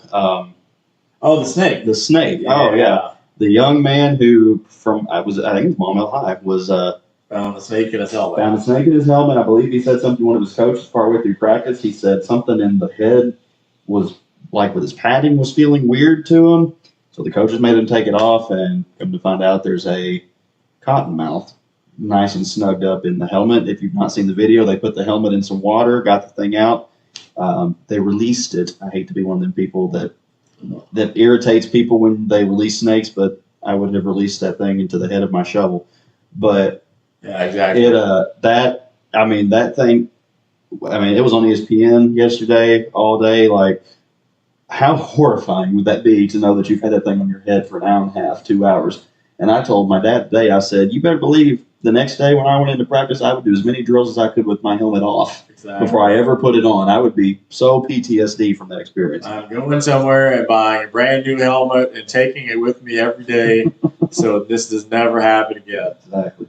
And I don't care what the rules are, I'm buying my own helmet. You know? So that's kind of not really off topic, but it's an animal take for the week. But what have we got here this week? Let's see. We have a kayaking cat. A kayaking cat. Yes. All right. Let's see what Can't remember the guy's name on Facebook, but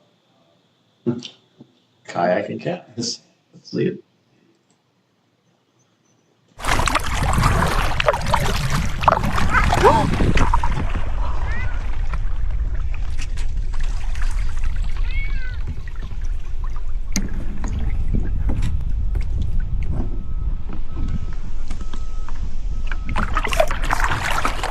Really?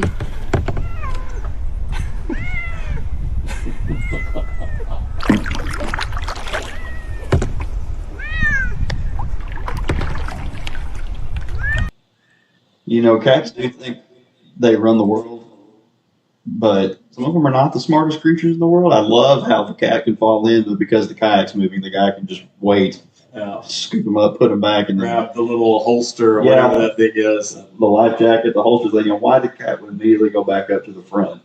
Because it's a cat. Because it's a cat. A kayaking cat. I like it. I like it. Oh, goodness. Well, it's been a good show. Been a fun show. And we are fully prepared to dive in. You guys think we've talked a lot of college football. You ain't seen nothing yet. Next week, entire episode is going to be our college football preview show. We're going to give a final preview show of the season to our high school team. So next week, we're going to go ahead and cover all things college sports. We're going to talk all of our Arkansas teams, from the Razorbacks and the Red Wolves, all the way down to our UCAs, our Hardings, our Battle of the Ravine teams, Arkansas Tech, Hendricks, whoever else we want to talk about. Going to cover state teams, talk some more national teams. We don't really know yet you just have no clue what we got coming. That includes John and I both, but it's going to be a fun show. We're going to make some predictions and figure out what we think is going to happen this coming season and just kind of break it all down for you next week. And then 2 weeks from today on the 27th will be, as we said, our official high school football preview show. This will be one day before kickoff for a few of these teams. They'll kick off on Friday night, the 28th. We'll break down their schedules, and we plan on having interviews for you with each of the head coaches of our 4 Lake area football teams, Quitman, Guy, Perkins, Rosebud, and Southside B Branch. And so we are really looking forward to that in 2 weeks. And so all fans of all these Lake area teams, be prepared to watch that in 2 weeks. And if you're a big college football fan, definitely come on back next week and watch us then. If you are already not following us on Facebook, Spotify, and YouTube, then what's going on with you? Make sure you get on all these social medias and follow Lake Area Sports and Lake Area Takes. Once again, to Luke and Cade Rolland, thank you so much for being on the show today. And if you want a chance to win $25 to Little Red and Fairfield Bay, Moose's Tooth are the 2 words to type down, Moose's Tooth. And we'll give that gift certificate away next week here on Lake Area Takes. So episode number 8 in the books, 9 and 10 football shows coming up next to wrap up August. And again, good luck to all the high schoolers starting fall sports this week and with golf and tennis. So make sure to stay hydrated. Please, it's a little warm out there. Definitely stay hydrated. Some schools were supposed to be having matches right about now, and I don't know if they still did or not, but if they did, hope that everything is going well. Stay cool, drink a lot of water, and just we're excited to start breaking down and getting some results in from fall sports for our Lake Area high school teams. In the meantime, for John Verser, I'm Austin Gray. For all of us at Lake Area Sports and Lake Area Takes, thank you so much for joining us once again this week. And we will see you all next Thursday, and we'll let our sponsors see us out the door. So everybody have a great rest of your week and a great weekend. Are you a sports card collector? Then make your next stop Stan's Sports Cards in Greenbrier. Whether you're chasing vintage legends or today's hottest rookies, Stan's Sports Cards has something for every sports fan. Browse an incredible selection of sports cards, jerseys, memorabilia, and collectibles from your favorite teams and players. Looking to sell? Stan's Sports Cards is actively buying vintage and modern sports cards. Turn those cards sitting in a box into cash today. Visit Stan's Sports Cards at 26 South Broadview, Highway 65, in Greenbrier, open Tuesdays through Fridays from 10 a.m. to 6 p.m. and Saturdays from 9 a.m. to 3 p.m. Discover Little Red at Indian Hills, where good food, great views, and Arkansas hospitality come together in Fairfield Bay. Enjoy lunch or dinner with comfortable indoor seating, a relaxing outdoor patio, and barbecue available Thursday through Saturday. From golfers fresh off the course to locals and visitors alike, Little Red is the place to gather, eat well, and unwind. Little Red at Indian Hills. Good food, great views, and a Fairfield Bay favorite. Looking for farm fresh beef for your family? Blacktop Cowboy Cattle Company has you covered. Choose from a whole, half, or a quarter beef, or purchase individual packaged cuts. Our cattle are locally raised, and your beef is processed at a trusted local facility for quality you can taste. Best of all, your order is picked up and hand-delivered locally right to your door by Eddie Whitehurst. Call Blacktop Cowboy Cattle Company today and put farm-raised beef on your family's table. Ready for your next beach getaway? Discover the perfect vacation with Willock Condo Rentals. Enjoy beautiful beachfront condos in Navarre Beach and Panama City Beach, Florida. When you book directly with the owner, you'll pay no service fees, saving more money for fun in the sun. For over 15 years, Willock Condo Rentals has helped families create unforgettable beach memories with comfortable accommodations and breathtaking Gulf views. Start planning your next vacation today. Contact Willock Condo Rentals and experience the beach the way it was meant to be. Hungry? We've got you covered. Welcome to Bentley's Restaurant, Greer's Ferry's largest restaurant. Join us for breakfast and lunch every Tuesday and Wednesday, then come back Thursday through Saturday for breakfast, lunch, and dinner.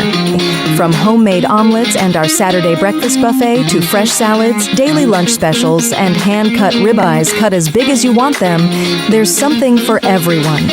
Friday and Saturday nights are legendary with our seafood buffet featuring jumbo peel and eat shrimp, catfish, crawfish, and all your favorites. Plus, don't miss our delicious prime rib on Saturday nights and our crab leg dinner every Friday and Saturday. Whether you're joining us for breakfast, lunch, or dinner, you'll always find great food, generous portions, and friendly service. Bentley's Restaurant in Greer's Ferry. Come hungry, bring your friends, and make every meal one to remember.